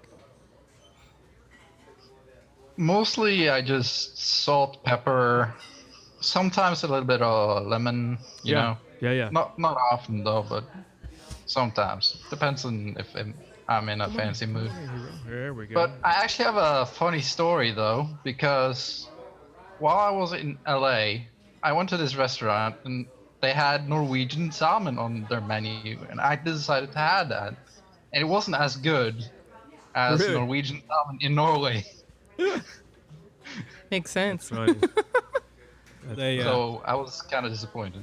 It's like we have a lot of people with Chinese food over here, and everyone's like, "Oh, I love Chinese food." Well, not really. They love American Chinese food because American Chinese food is like tons of sugar, just so much sugar. There's so many things that we call Chinese food that isn't even a thing in China. Yeah. So yeah, unless they said that their chef was Norwegian, I would imagine it wouldn't be as good.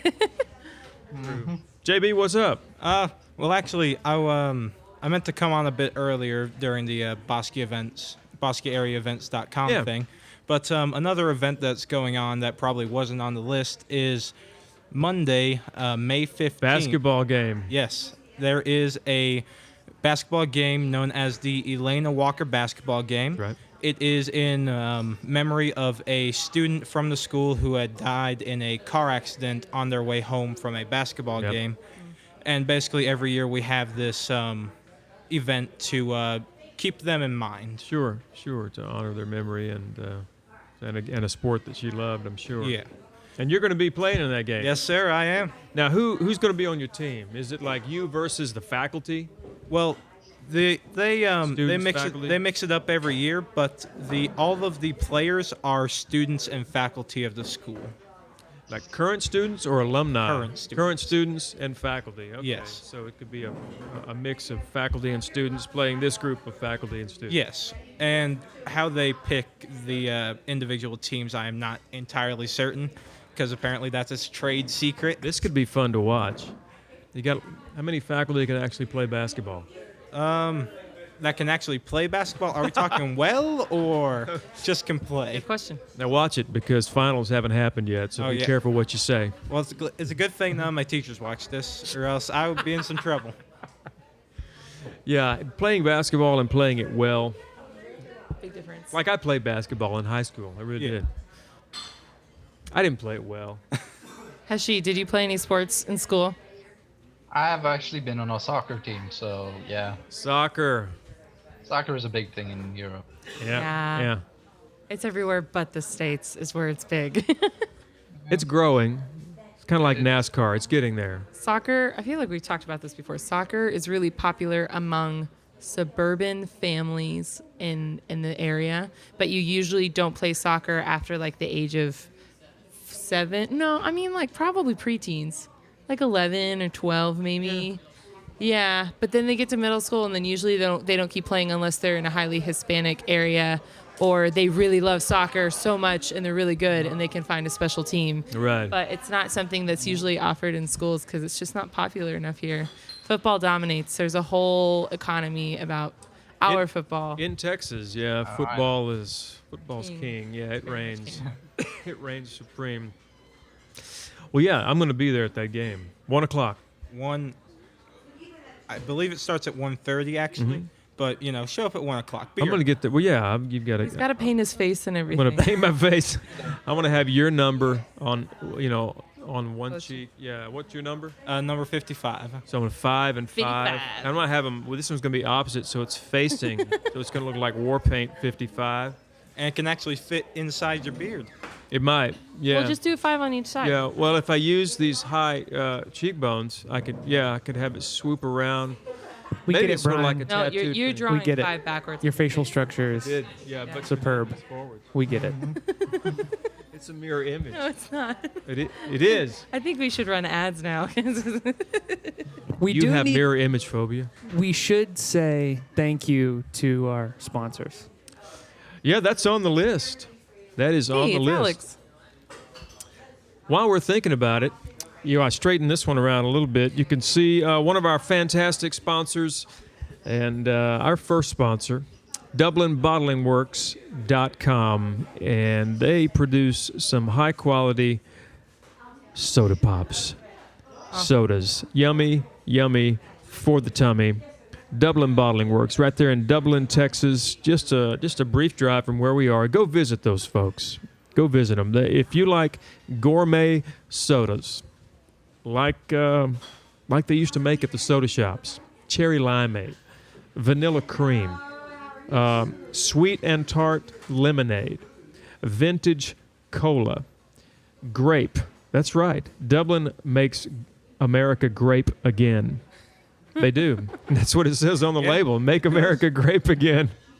They also make just fantastic root beer. And they're coming out with, I know they're going to come out with some new flavors. I can't really talk about that because I'm not privy to all that. It is a secret, but I am excited about it because I'm excited about it. That was a really great. And if I'm excited, everyone should be excited. Hushy, when you visit Texas, we're going to take you to Dublin Bottling Works. You can count on it. You're going to see a soda shop there, Old Doc's Soda Shop, where they'll actually make the syrups and squirt the CO2 water in there for you. And they make. Have you ever had an ice cream float? No, I don't think so. You get a cup. There's a whole bunch of sides in the room. I'll explain while the men's little drill. You, my friend. You get a cup. You put ice cream in it. So instead of give me that cup. Yes. Give me the cup. Yes. So instead of getting a bowl, you put ice cream in a cup. So let's say 2 scoops. And then you pour a drink over it. Usually the best one to carbonated do beverage, is root like beer. a cola So or a root beer. our drinks, Coke and root beer, are very, very sugary anyway, so they kind of complement each other. Now, don't do that. Don't do it till you come to Texas. Yeah, you can't do it unless you have the right type of ice cream and the right type of drink. Yeah. Or you can do it, and then you'll realize it's so much better when you get here. But yeah, you can do like 2 or 3 scoops in a cup, and then you pour whatever soda on top. And usually people pick Coke, Big Red, or Dr. Pepper. Is Big Red only Texas? Root beer floats. Root beer floats. Yeah, root beer. Big Red is another drink that's like a cherryish drink, and it's based out of Waco, Texas. Yeah. Red cream soda? But you, my friend, I'm going to treat you to I'll a treat you float right. at Old Doc's Soda Shop at Dublin Bottling Works, right there on the corner. Can't say enough about it because It'll be your favorite date you'll ever go on. get your picture made with Jar Jar Binks. He hangs out there. No, what? I'm not kidding. I've actually never been. Oh yeah, That's true. Oh yeah. He's Jar Jar. I mean, he's like 7 Really feet annoying. tall. 7 feet tall? No, he's the real deal. Jeez. Hey guys, Hushy's gonna have to go. Hush, you gotta go. So say bye. We scared him away. Hushy. No. It was I fun have some having things I need to do. Thanks so- for tuning in, my man. We will chat with you soon. Yep. All right, bye. See you, Hushy. See you later, Bye. man. I have to go set up a pool tournament now. Set up a pool tournament. Ed 2, Morgan? Will you leave me also? No, I won't. Um, Hey. Lance, come on over. Look at your shirt. Do. We have, That is a good. Look at you. Yeah. How we doing? We're doing well. We're doing great. How's your hat doing? I'm doing good, man. Yeah. The guy told me a while ago, you just bring your shade with you, don't you? Yeah, it's basically it, you know. Hey, come back. We can't even see your eyes behind the hat. Yeah, it's sexy, ain't it? Where'd you get that hat? That's pretty awesome. Stripes gas station, 1995. You know what? I hate to blow your bubble, but that's it. No, that's it's off the rack, you know. That's perfect. That means it's like 21 years old, huh? Yeah, no. I'm only a year older than that hat. Yeah, probably, you know. That's a great hat, though. Nah, you know what these are? My beef? These, you ever drink or eat Cholula hot sauce? Yes, they're the caps. They're the caps. That's awesome. I thought I recognized those. Yeah. I thought you were gonna say, well, this is a great Latin American children's game. No, this is, This is just a hot sauce cap. No, this isn't one of those Italian forays or whatever. Yeah. You know. Woo! Yeah. How's the show going? Show's going good. It was just wasn't anything until you showed up, you know? You make trying to flatter the no show. fat boy. You make the show. No, well, we're okay. kind of coming into the final, in the home stretch of the show, and they're about to start another game. I'm not sure where we are. That's what they brought me over here for, so I can You show or them how who to you shoot. playing? I don't know. You don't know yet. No, I'm playing him. Are you gonna Playing play? Matt? I'm playing Matt. This won't take long. He's playing Vance. Vance is playing. I'm talking about Burn. not the way you think. Okay, I hadn't shot pools in a long time now. Well, Ray You Lee ready? took a month off and did pretty well. He did pretty well. He only got one eye. Yeah. As long as he I only got uses the one right eye. one. Yeah. No, really, I'm blind in my right eye. Oh, well. I had cataract I remember you surgery. telling me that Yeah. when you were on the show before. So me and Ray, we kind of try to stand next to each other. He got his one good eye, and I got my one good eye. Y'all go to see 3D movies together? Yeah, we just don't hold hands. So I got something, Brian. I don't know if this is going to work, but while we go play some pool, there's a bunch of video that I shot of the goat roping over there. Mm-hmm. And I think a couple of them worked. I shot some of them in slow motion, so I don't know if that's going to work or not. I don't. That'd be Slow We'll see whether or not. I mean, roping. it's not fair to dump stuff like that on I don't Jake. know. But hey, that's what I do. Bubba in slow motion, that might be semi-scary. You know, Bubba tagged one first throw, and then everybody else was having a hard time. Yeah. It's like then he said, "Yeah, my healer's starving me to death." It's pretty funny. So, yeah, while we're playing, I think we're going to see whether or not that can come up. If That'd that be works. cool. Did you make it through all of your sponsors and everything, Brian, on your list? We made it through Dublin, Uh-huh. and which brings up, well, we can talk about the Yeah, we're gonna- sponsor we're while gonna- you guys yeah. go that way. Remember, we keep interrupting. Okay, just for the record, guys, Brian had a legitimate plan for today's show. They still do. I know you do, but I mean, but we were going to do certain things right off the bat, and I think you still have some of those to go. Well, we basically jumped the plan. You know, we put That's the what we last do. things first, and some of the first things we're doing here at the end. But you know, that's you ready to go, Vance? Let's it's go. all right. It's just a to-do. It was a rough Shoot 'em up. outline. You know, I'm gonna leave this here. you can leave We that started- camera here. Very nice. We started with our international guests, and they had to. They only had an hour or so. We had to Yeah, you know, kind of rearrange some details. things. Yeah, things happen. It's live TV, so what do you do? Folks, Beyond Dublin Bottling Works, DublinBottlingWorks.com, a fantastic sponsor of ours.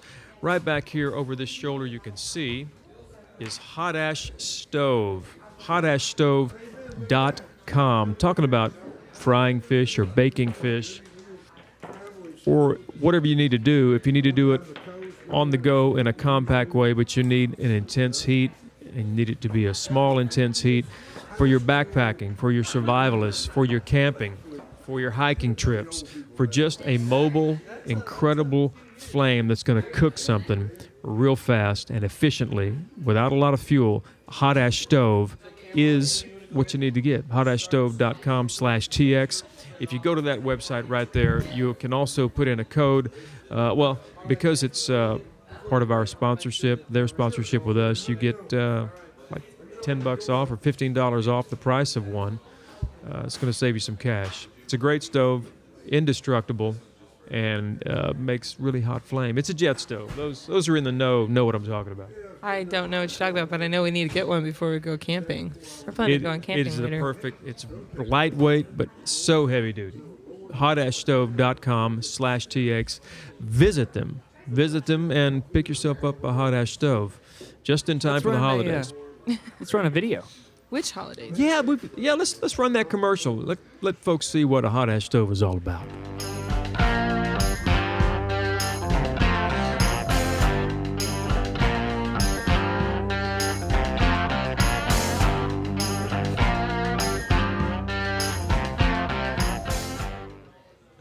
There you go. HotAshStove.com/TX. It's all those things. Compact, heavy duty, and it gets the job done. And it fits into 3 states. Did you see that? It fits into 3. Ours is the biggest. Yeah. It hits all the bases. See, I read that wrong. So I'm looking at the Twitch stream and people making notes. And I kind of read that last thing you mentioned, Desert Rat, wrong. All right, folks. I've just been given the word that we are into yet probably the final game of the Texas Big Star Live 8-Ball Showdown.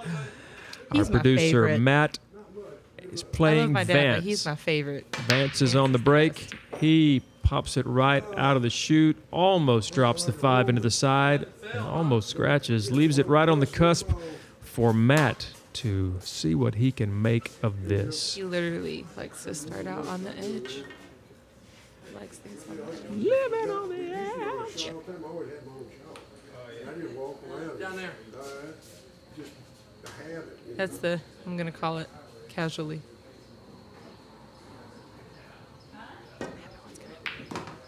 Oh, he did it.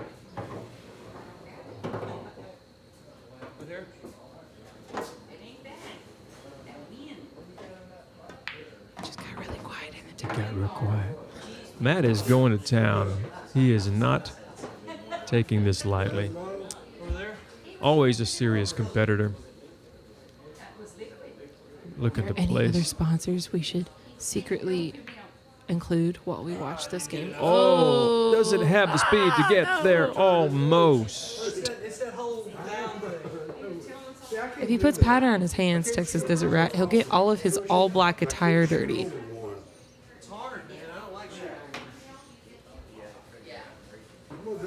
Vance chalking up. Go, Vance, go. Oh, almost squeezes that 9 through there. Not successful. Matt's going to take advantage of that. Probably sinking the 1 into the side. He does. Quickly and assuredly. Vance, awesome shirt and hat are not giving him any luck today, Brian. I know, that's he's got all the mojo that he needs, but it's just not working for him. Matt coming on strong at the first here. I think he's trying to thread the needle on that 5 to the side pocket and does it. Oh. Wow. Good shot. Like a big old watch. Pow, pow, pow, pow, pow. And Yeah. drops the 3. Matt making quick order of the table. He's a man on a mission. All he has left is I believe that's a 6 ball. Is that right? I could be wrong. Is it a 4? I believe it's a 4. Off your 11 over here. He's calling the shot there. He's banking it. He's banking it without a cue ball. Yeah, you need the cue. Oh, he's aiming. He's saying it's going to head that way. Come off of. Well, we're not sure. I think he might try to be going for the corner pocket. I think that's what he's doing. Threading the needle. Oh, yeah. Oh, did a double bounce. Oh, no. I think that might have been what he was trying to do, and that was pretty clever. Vance has a table full of options. Almost any direction he goes, north, south, east, or west, there is something he can do. Looks over the table. Pointing toward the corner. I think he's made his choice. A Bang and Hope effort. And he has successfully covered the cue ball with all of his stripes almost in every direction except the direction that he really needed. He said it's going to be a short game. Oh! Got a double whammy bounce back in the corner for Matt, leaving Vance alive to shoot another shot. And he tries his best. Now, Matt is in a situation now where you have a ball that's parked right next to the bumper like that. You can get another kind of a double tap thing where it ricochets back at you, or you can hit it smooth right on the edge and have it slide over to the side pocket, but there's not a lot of room for error. It looks like he may be trying to go to the side pocket. If he can skirt it just on the edge. No, not even close. Oh, well, he had quite a bit of English on it. Once again, Vance looking at the 14, looking to have something happen. Does not. Blocks Matt's shot for a dead on to the, Playing on that's the a 2-ball, yeah. This is what I would do too if I were him. Matt probably going for the, I think he was going for the side pocket on that.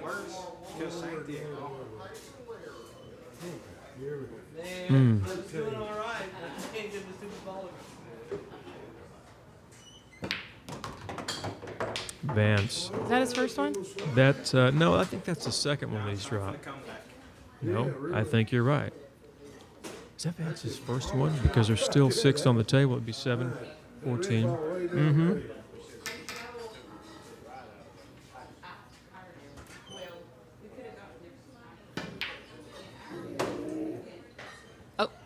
Oh, nice shot. Isn't what he called, but a nice shot just the same. Matt's hoping to sink this into the side corner pocket. And he does, leaving him the 8-ball. And Vance has a lot of real estate to clear. The best he can hope for is that Matt makes a mistake at this point.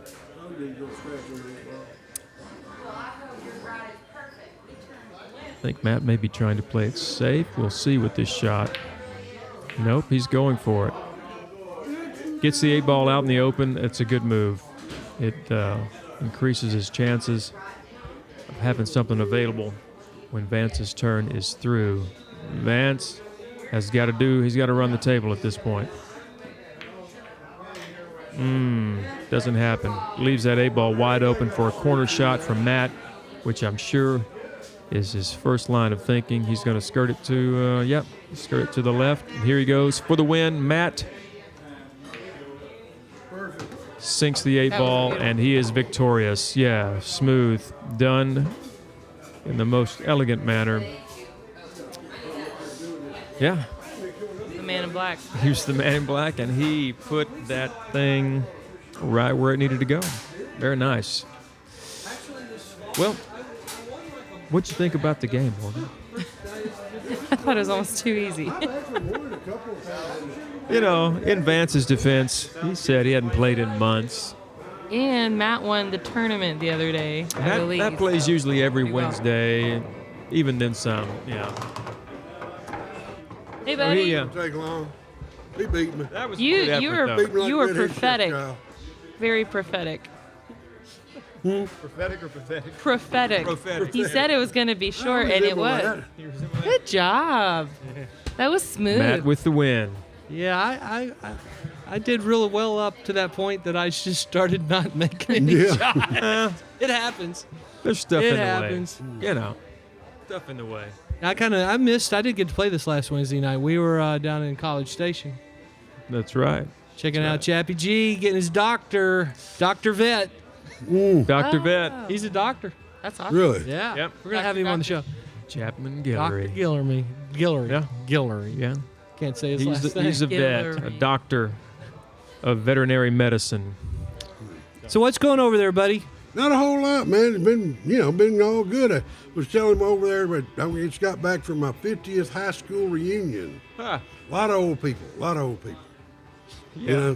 You know? And all I did was sit around and talk about the medical problems, you know? So that... But it was all good. Is that what it comes to at that point? It does, you know. In fact, a friend of mine, his son, is Larry Joe Taylor. I don't know if you heard him or not, but Yeah. Zach, I've known him, he's a drummer. And he finally went off on the band, went with the band, right, to play on a road trip. And his mother said, "Oh, this is great. He can bond with the band, right?" And he got home and he said, "Well, Zach, how was it?" It was awful. Awful? You didn't have a good time. All they did was sit around and talk about their medical problems. The whole band. The medical problem. Yeah. With Larry Joe's band? Yeah, this is Larry Joe's band. You know, John Inman. You ever heard of him? Yeah. Yeah, he plays. Larry Joe actually got him off the couch. And everything. He'd quit right after his mother died. Yeah. And everything. He played with Jerry Jeff Walker for years. Yeah. You know, and everything. Him and Bob, Cosmic Bob Livingston. Cosmic Bob. Mm-hmm. Well, Matthew, we've talked about two of our sponsors, and you're sipping on one of them, a lovely beverage from yet another sponsor of our Bar YU program, which I believe there's a new episode coming out. It's out. It's out. It went live this morning, and it's on making pig and string. Oh, yeah. You got any pig and string at your place? Yeah. not to mine, but Alice's husband before. Yeah. Well, they were all into roping and everything. So Yeah. We got a tack room. I bet we got 8 saddles, 14 bridles. You're loaded, man. Well, You're we ready. used 2 or 3 of them. Yeah, sure. Got good backups. Yeah, there you go. But yeah, we have picking strings and ropes, lariats and stuff. In fact, as soon as I get through here, I'm going to the house. I've got a roping steer. Uh-huh. You know, ones where the hind legs are on a hinge. Yeah. It's got a head on it. Yeah. And I'm just going to bring it up here and drop it off, and the kids, they'll go Sure. crazy over it. Well, tell everybody what's going on over there. You've been over there taking Well, pictures. Yeah, it's Nikki DeMaio, okay? And Nikki Carlson was the Carlson's youngest daughter, right, who passed away way early. Mm-hmm. And she always had this deal where she would get blankets and coats for the homeless in Austin. She went to the University of Texas. Right. And so that was her passion, and that's what she did.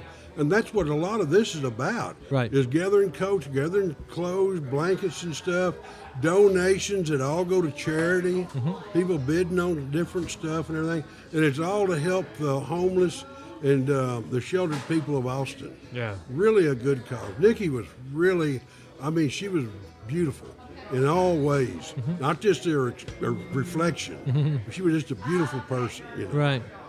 So Well, that's what this is about. Well, they're over there doing all kinds of stuff to raise some money. One of the things they're doing is goat roping. Goat roping, yeah. And I think it's like $4 a team, $2 There's a some head. goat roping There we going go. on. There you go. There we go. I just shot this a second ago on my phone. This kid here, as long as I've known him, he's had a rope in his hand. Oh, really? Really, and I'm talking about, knee high. I don't know That's if he loves. That's Rudy's son. I jumped through it. Yeah. Yeah. So they're over there doing that right now. So you pay a little bit of money, you get to throw the couple of loops and raise some money. I think Bubba, he actually gets this one. Now, what's his last name? I don't know. Bubba.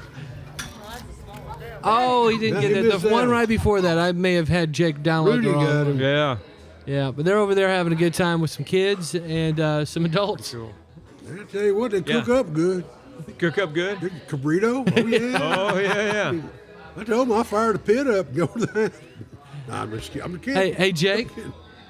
Thank you for pulling those up for me. I just gave them to him a couple seconds ago. So. Oh, they came out good. It's amazing. It happened over there. Now you saw it just moments ago. Mm-hmm. They're serving brisket sandwiches for just whatever you want to donate. Yep.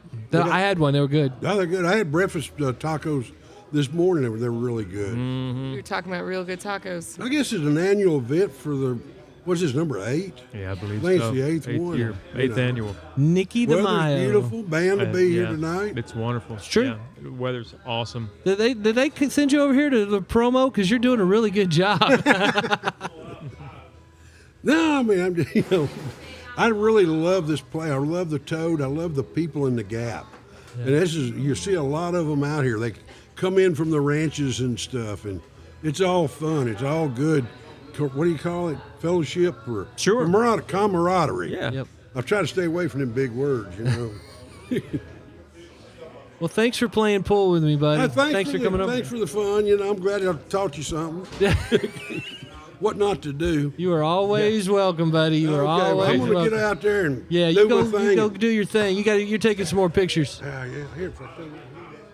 Oh, here we go. Smile. Here we go, everybody. Oh, this is gonna be good. I got a crosshair filter on this thing, so that all the lights All right, there we go. Texas Big Star. Good job, buddy.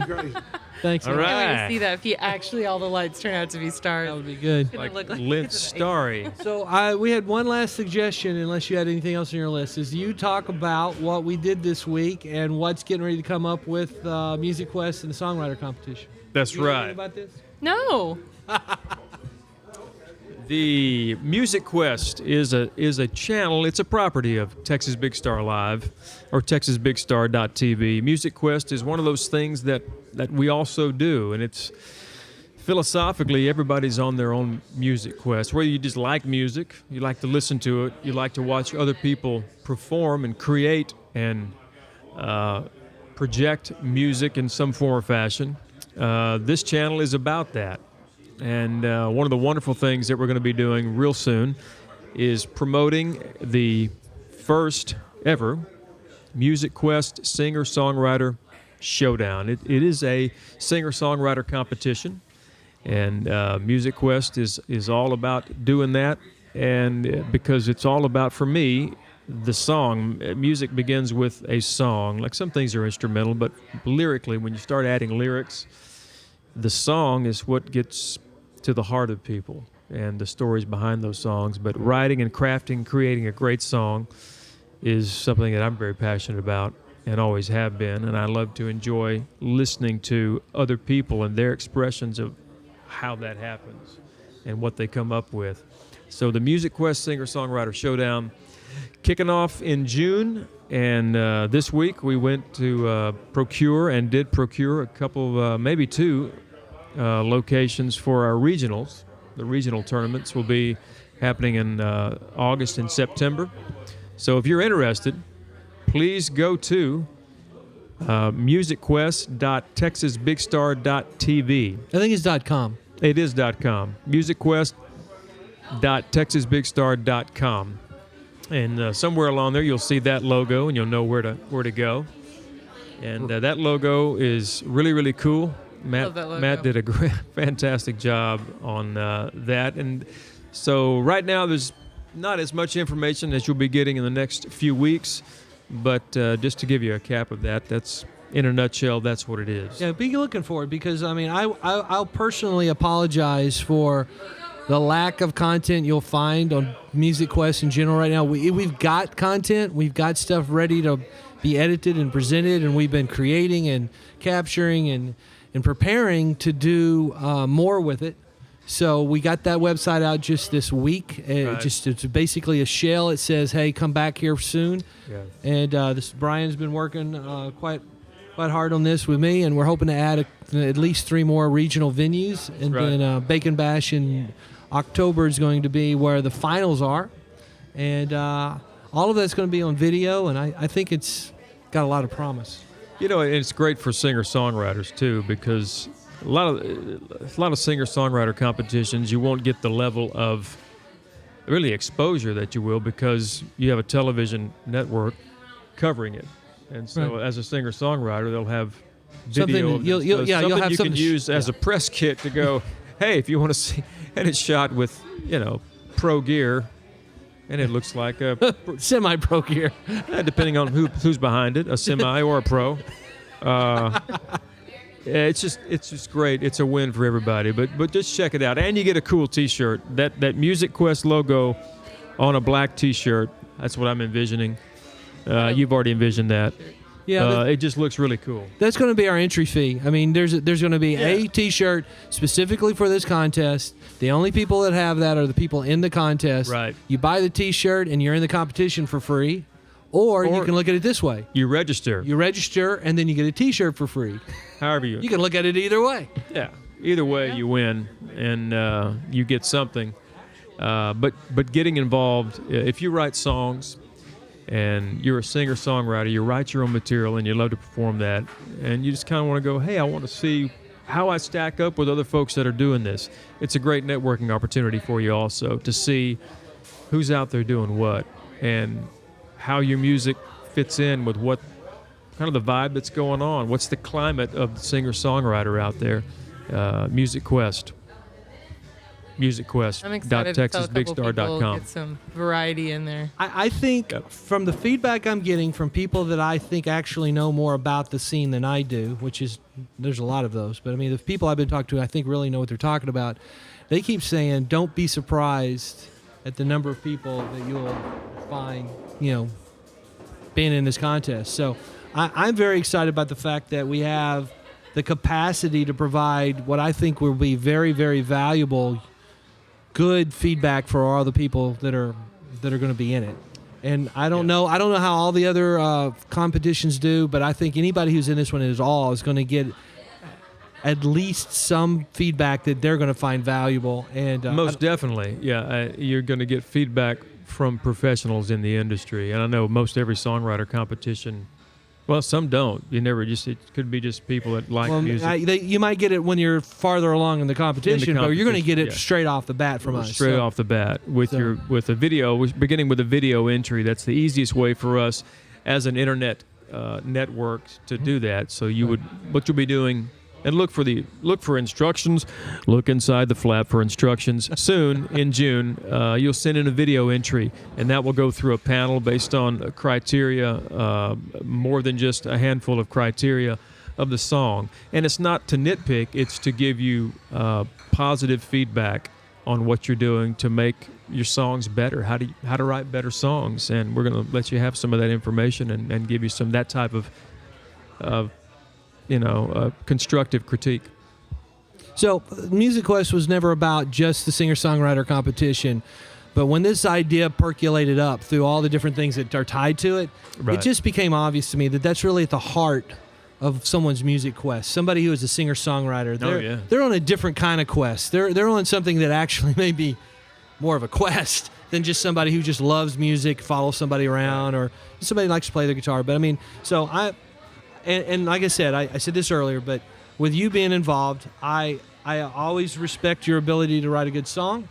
I know you've been a student of it, and you're going to be really instrumental in helping navigate all the judges and the way you've been in singer-songwriter competitions. You know what it's like. Yeah. And so you're going to have an empathy for these people that not just anybody's going to have. So I appreciate that.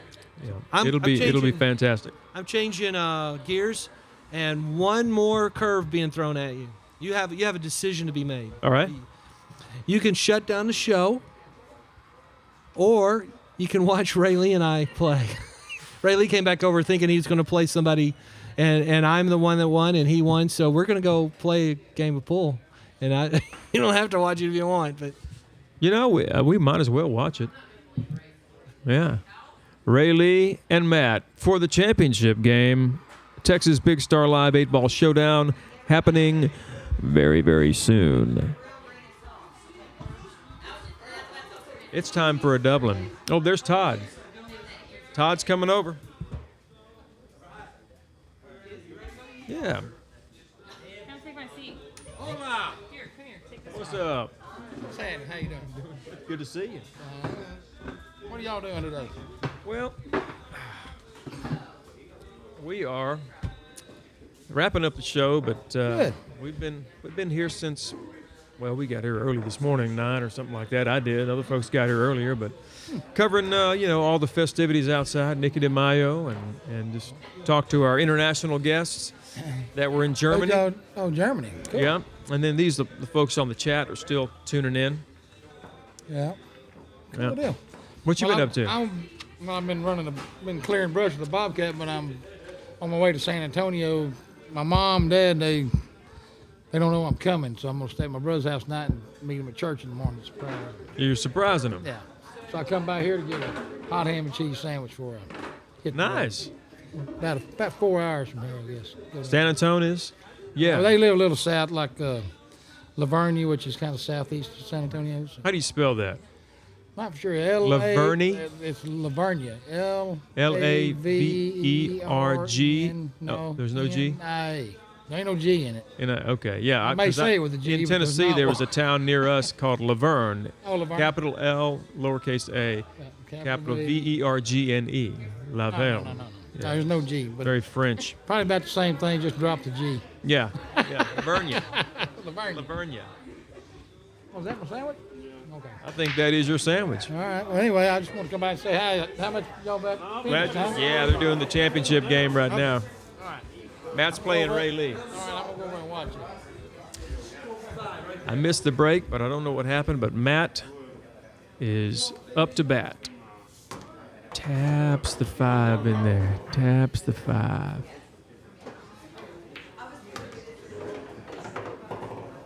Hits the 1 to the corner. He is going to town. 3. Wow, only has 4 left.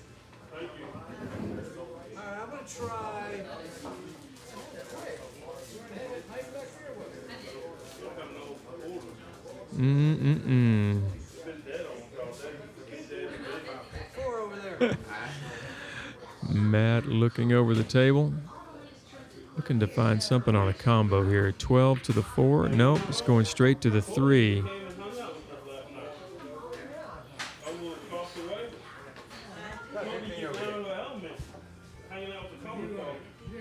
Ray Lee eyeballing the 15 to the corner, puts it in there handily, right on. Ray Lee's playing a little bit of catch-up at this point. He's needing to catch up to Matt, who's already put 3 in the hole. Oh, Ray Lee gets some action bouncing around, but nothing drops. However, I think he has successfully. No, Matt has a shot to the 7. And puts it right there in the corner.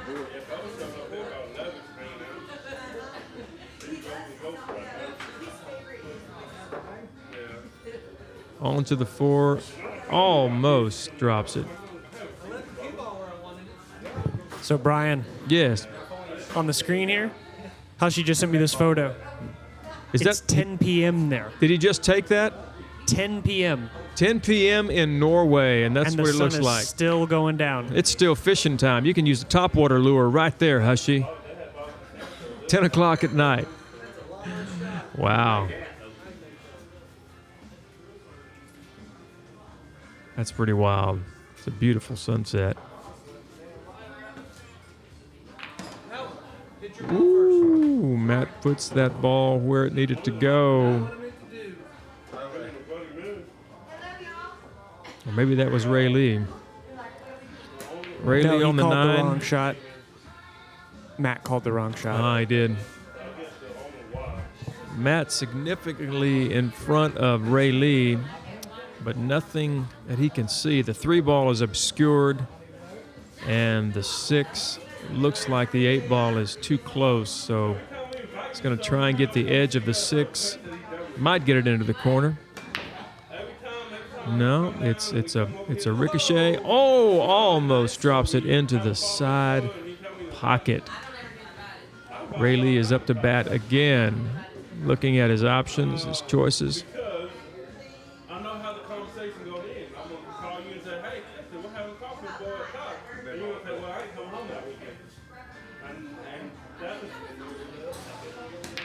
Looks at the 11.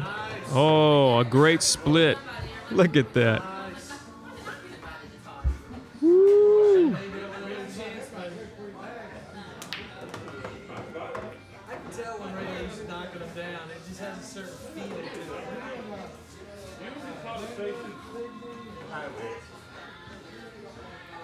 Ray Lee. Oh, looks like a cue slip.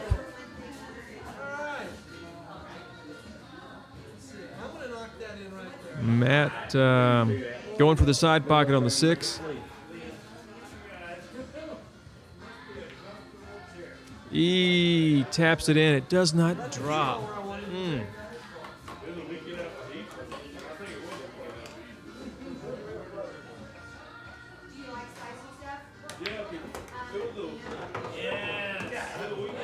Oh, Ray Lee sinks it but scratches. But he has managed to catch up with Matt in the amount of real estate left on the table. Yeah.